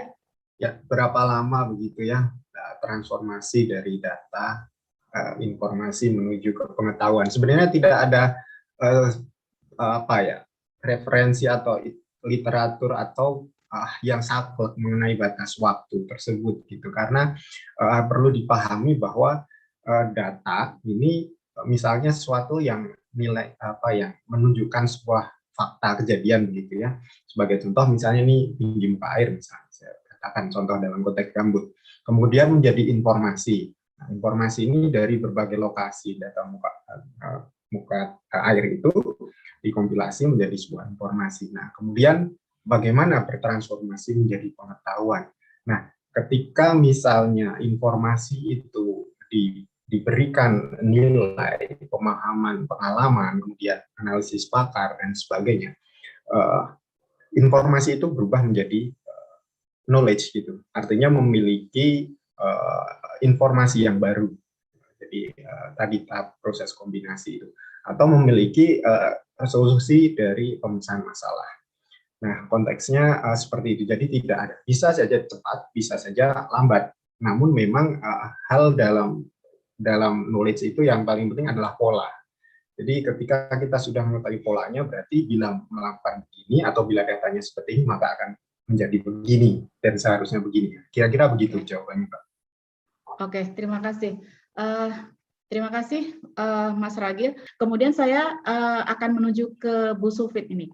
Ada pertanyaan ke Bu Sufit dari Ibu Raisa tentang bagaimana cara melakukan approach kepada expert agar bersedia untuk mengupdate data hasil penelitian sehingga expert repositorinya itu semakin up to date seperti itu. Mungkin langsung saja dan singkat bisa direspon oleh Ibu Sufit. Silakan. Baik, Ibu. Jadi karena saat ini platform kami masih bersifat statis, maka yang kami lakukan adalah kami melakukan direct approach. Masing-masing melihat approaching masing-masing expert untuk melihat apakah ada output terbaru dari mereka. Di masa yang akan datang, di fase kedua, kami sebut sebagai fase kedua, kami akan membuat platform ini menjadi lebih dinamis sehingga masing-masing expert bisa langsung login, memiliki account dan login dan mengupdate informasinya sendiri. Itu yang jadi kalau tadi strukturnya ada dua yang tadi dipresentasikan, sebetulnya ada satu lagi komponen struktur yaitu collaboration platform. Jadi kalau tadi pertama adalah repository, lalu expert directory. Yang ketiga sebetulnya adalah collaboration platform. Di collaboration platform inilah yang kami harapkan bahwa masing-masing expert bisa yang sudah bersedia untuk menjadi bagian dari ITPC Knowledge Platform bisa langsung mengisi dan mengupdate profile dan juga output mereka sendiri. Satu hal lagi, Ibu Sri, karena ITPC sangat fokus dengan tropical peatland, maka koleksi yang ada di ITPC hanya sebatas tropical peatland. Jadi meskipun katakanlah ada satu expert yang memiliki informasi tentang peatland tetapi tidak terkait dengan tropical peatland, maka kami akan batasi seperti itu. Baik, terima kasih Ibu Sufit. Ini masih ada pertanyaan lagi, mungkin karena kita waktunya sudah tinggal 5 menit seperti itu. Ada pertanyaan dari Pak Bintoro kepada Ibu Dian. Jadi sebenarnya masih ada beberapa pertanyaan nih ya untuk Ibu Dian dan juga ke Mas Ragil. Mungkin bisa juga dilihat di menu chat dan kalau misalnya memang sempat bisa langsung direspon di chat juga karena waktu kita sangat sempit. Pertanyaan dari Pak Bintoro ke Mbak Dian ini. Di sini ada Pustanpi gitu ya, dan banyak balai-balai dari BSI LHK. Apakah nantinya kita itu dalam artian ini di sini adalah Pustanpi dan balai ini akan mendapatkan hak akses yang sama dengan user biasa pada umumnya, dan kedepannya apakah diberikan hak akses khusus atau istimewa untuk institusi ini. Itu yang pertama. Kemudian ada juga dari Bapak Andika, maaf ya, dari Pak Andika tadi tentang bagaimana mengubah mindset masyarakat biar mereka itu lebih aware gitu terhadap upaya restorasi gambut. Satu lagi, langsung saja ini nanti ke Mas Ragil. Ini pertanyaan dari Bapak Andika, itu tentang sebenarnya knowledge management ini ditujukan kepada siapa? Bila ditujukan kepada masyarakat, bagaimana sistem transfer informasi itu dilakukan secara efektif tanpa melanggar kode etik? Dan ada beberapa pertanyaan berikutnya. Ya, apabila lebih penting menerapkan citizen science dalam knowledge management dibandingkan jurnalisme science yang sifatnya lebih inklusif. Mungkin maksudnya sebenarnya tujuannya itu kemana gitu, lebih ditekankan kemana. Mungkin seperti itu. Bisa langsung direspon secara singkat, mungkin 2 menit saja untuk Mbak Dian dan juga Mas Ragil. Silakan Mbak Dian. Ya, Mbak moderator, ini pertanyaannya bagus-bagus sekali. Kayaknya memang forumnya harus berlanjut ini, Mbak. Karena saya juga banyak sharing dari Bapak Ibu semua di sini, banyak dapat masukan, input. Jadi terima kasih Bapak Ibu atas pertanyaannya. Bagus-bagus sekali pertanyaannya. Yang pertama terkait dengan akses. Secara prinsip Bapak Ibu, sebagaimana yang kami sampaikan terkait Undang-Undang Keterbukaan Informasi Publik, kami akan bisa memberikan akses kepada Bapak Ibu semua. Nanti aksesnya ini yang sebagaimana kami sampaikan ada ini ya, ada batasan untuk yang terbuka, yang tertutup, dan yang terbatas seperti itu. Tapi secara prinsip kami bisa memberikan akses tersebut baik ke UPT, tidak hanya KLHK di pusat. Ini tentunya nanti dengan mekanisme karena di dalam PRIMS ini harus memasukkan user ya, seperti itu. Tentunya nanti kami akan berkoordinasi lebih lanjut dengan KLHK. Bagaimana mekanismenya? Apakah cukup 1 user di KLHK bisa digunakan oleh semua UPT atau semua UPT diberikan usernya nih? Nanti kalau semua UPT diberikan usernya berapa ribu ya mungkin ya UPT yang ada di KLHK. Jadi secara prinsip tentu kami berpedoman pada Undang-Undang Keterbukaan Informasi Publik, kami bisa memberikan data-data, memberikan akses jika data-data tersebut memang bukan termasuk data yang dikecualikan. Itu yang pertama. Kemudian tadi juga sebelumnya Mbak Sri, kami juga lihat dari pertanyaan Pak Hendri Tanjung ini menarik sekali terkait dengan peran dari BRG ini dalam suatu pengelolaan KHG. Benar sekali Pak Hendri, sebagaimana yang kami sampaikan Bapak Ibu, kami di BRGM ini tugasnya adalah mengkoordinasi dan memfasilitasi. Kami bukan sebagai penanggung jawab dari kegiatan restorasi gambut.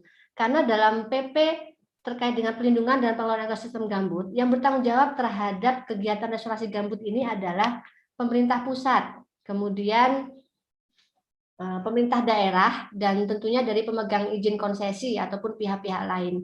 Jadi BRGM di sini sebenarnya dia adalah bertugas dan fungsi mengkoordinasi dan memfasilitasi. Tapi Bapak Ibu lah di sini, misalnya di kawasan konservasi, berarti teman-teman dari KSDAE yang bertanggung jawab terhadap kegiatan restorasi gambutnya. Kemudian teman-teman di Pemda di area hutan lindung seperti itu, beliau-beliau lah yang bertanggung jawab terhadap pelaksanaan restorasi gambut. Jadi kami di sini mengkoordinasi dan memfasilitasi seperti itu ya Bapak Ibu ya, peran daripada BRGM.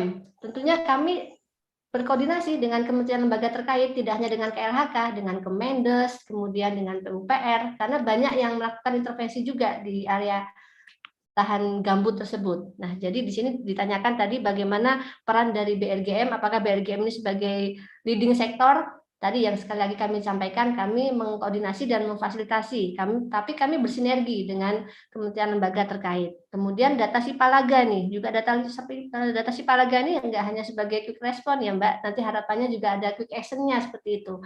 Betul sekali Pak Hendri, saat ini kami sedang dalam proses untuk mengintegrasikan antara Sipalaga ini dengan Asap Digital Nasional Pak Hendri, yang ada dalam Polda. Jadi begitu diketahui potensi kebakaran ataupun kejadian kebakaran, itu nanti dalam Asap Digital Nasional itu langsung muncul alarm berbunyi kejadian kebakaran yang ada di HP masing-masing petugas yang ada di sekitar area. Di kami juga ada petugas pemelihara yang ada di kawasan gambut. Nanti ini langsung bisa terintegrasikan semua. Harapan kami ke depan akan dikembangkan seperti itu. Jadi sudah dalam proses nantinya akan ada quick action seperti itu ya, tidak hanya quick respon.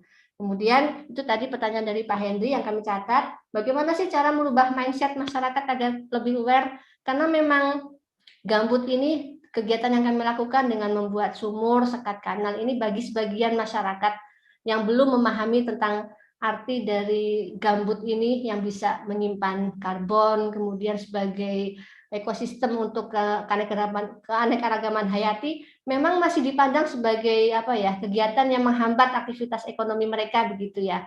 Nah, tapi BRG di sini hadir dengan kegiatan terkait dengan tadi revitalisasi sosial ekonomi. Kami memberikan bantuan kepada mereka untuk meningkatkan taraf ekonomi mereka ataupun meningkatkan kemandirian intinya dengan melalui kegiatan sekolah lapang, dengan pengelolaan lahan gambut tanpa terbakar, memberi bantuan-bantuan ternak, bantuan perikanan, kemudian bantuan-bantuan lainnya lah terkait dengan apa yang menjadi potensi di desa tersebut untuk dikembangkan.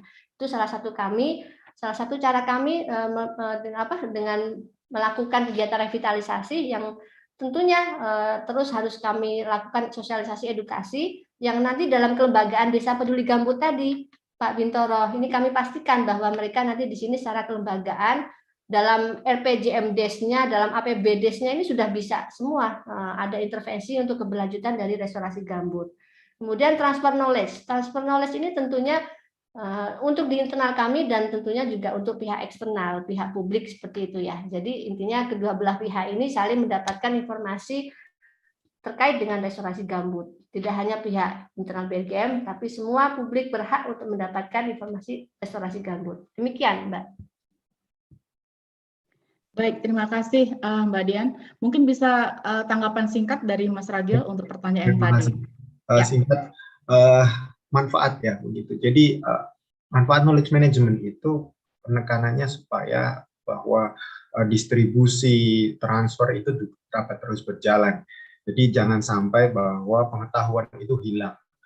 Misalnya dalam konteks itu bisa berbagai konteks individu, organisasi, bahkan nasional begitu ya. Dalam konteks lembaga organisasi begitu. Misalnya orang silih berganti masuk keluar masuk bergantian staf gitu. Bagaimana cara untuk supaya pengetahuan yang sebelumnya tidak hilang, bikin SOP, bikin publikasi dan sebagainya. Dalam konteks dan penekanan utama dalam knowledge management itu malah justru bertumpu pada individu gitu ya. Secara manfaat juga untuk individu, untuk organisasi dan juga untuk eksternal, di internal dan eksternal. Tadi ada tadi pertanyaannya Mas Andika cukup banyak begitu ya. Namun pada prinsipnya juga tadi juga menarik. Terkait konteks kebijakan. Nah, kebijakan dalam arti yang saya jelaskan tadi itu adalah dalam pengambilan keputusan. Nah, misalnya dalam konteks individu bisa bagaimana kalau polanya begini saya akan mengambil seperti ini keputusannya. Lembaga juga begitu. Saya akan atur pola misalnya harus seperti ini. Negara pun juga dalam konteks kebijakan negara. Ketika datanya seperti ini, di sini akan ditetapkan sebagai daerah yang konservasi dan sebagainya begitu. Jadi itu cakupannya bisa bermacam-macam. Kemudian apa lebih penting citizen science dan daripada dengan journalistic science begitu ya. Tergantung konteks penggunaannya. Ketika kita bicara science gitu ya, citizen science itu harus data, harus akurat, terverifikasi dan sebagainya begitu ya. Nah, ini melibatkan masyarakat. Ketika jurnalistik juga sama sebenarnya. Namun dalam konteks data seringkali pengambilan keputusan oleh pihak-pihak yang terkait khususnya dalam hal ini negara itu sering mintanya berbasis data yang terpublikasi ilmiah dan sebagainya. Nah, sekarang jurnalistik juga bisa berperan untuk itu, untuk penyadartahuan dan sebagainya. Jadi saya tidak akan mengatakan mana yang lebih penting dalam knowledge management karena kedua-duanya penting. Itu saja Mbak, terima kasih. Oke, terima kasih Mas Ragil dan juga semua narasumber. Mohon maaf, ini masih ada beberapa pertanyaan sebenarnya yang butuh untuk memperoleh respon, akan tetapi karena waktu kita sudah habis gitu ya, kita akan akhiri diskusi kita kali ini, dan tentunya memang diskusi yang menarik, dan kalau misalnya diteruskan mungkin seharian kita nggak akan cukup sebenarnya, karena memang bicara tentang knowledge management dan kemudian gambut itu sangat panjang gitu historinya. Bahkan kita juga sebenarnya harus memikirkan bagaimana kemudian ke depannya sehingga dari berbagai institusi, kemudian instansi, dan semua knowledge management ini bisa kemudian bisa benar-benar dimanfaatkan oleh semua pihak yang membutuhkan dan accessible tentunya. Dan kemudian kita juga berharap sebenarnya dari semua upaya yang kita lakukan itu kita menuju kepada gambut yang lestari dan masyarakat sejahtera. Sebenarnya itu tujuan utama kita semuanya gitu. Jadi terima kasih banyak kepada semua narasumber, Pak Ragil, Budian, dan juga Ibu Sufit. Bagi Bapak Ibu semuanya, bila ada hal-hal yang masih ingin didiskusikan atau ingin ditanyakan, bisa juga nanti mengunjungi website kami, website Gambut Kita, www.gambutkita.org. Jadi di situ ada available di dalam 2 bahasa, bisa diakses dengan mudah. Atau mungkin nanti bisa ada yang langsung disampaikan nih, langsung ke Pak Ragil, ke Budian, dan kemudian juga ke Bu Sufit untuk bisa lebih mendalami lagi bagaimana knowledge management yang seperti tadi sudah disampaikan.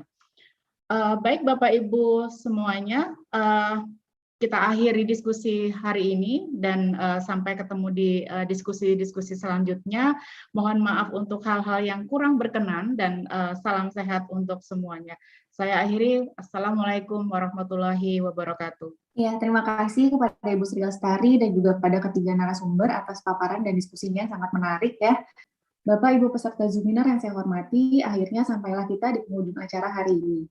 Kami mengucapkan terima kasih atas kehadiran dan partisipasi selama kegiatan ini berlangsung. Semoga seluruh kegiatan Zoominar ini akan memberikan manfaat bagi kelestarian lahan gambut di Indonesia, serta mampu mendukung peningkatan kesejahteraan masyarakat.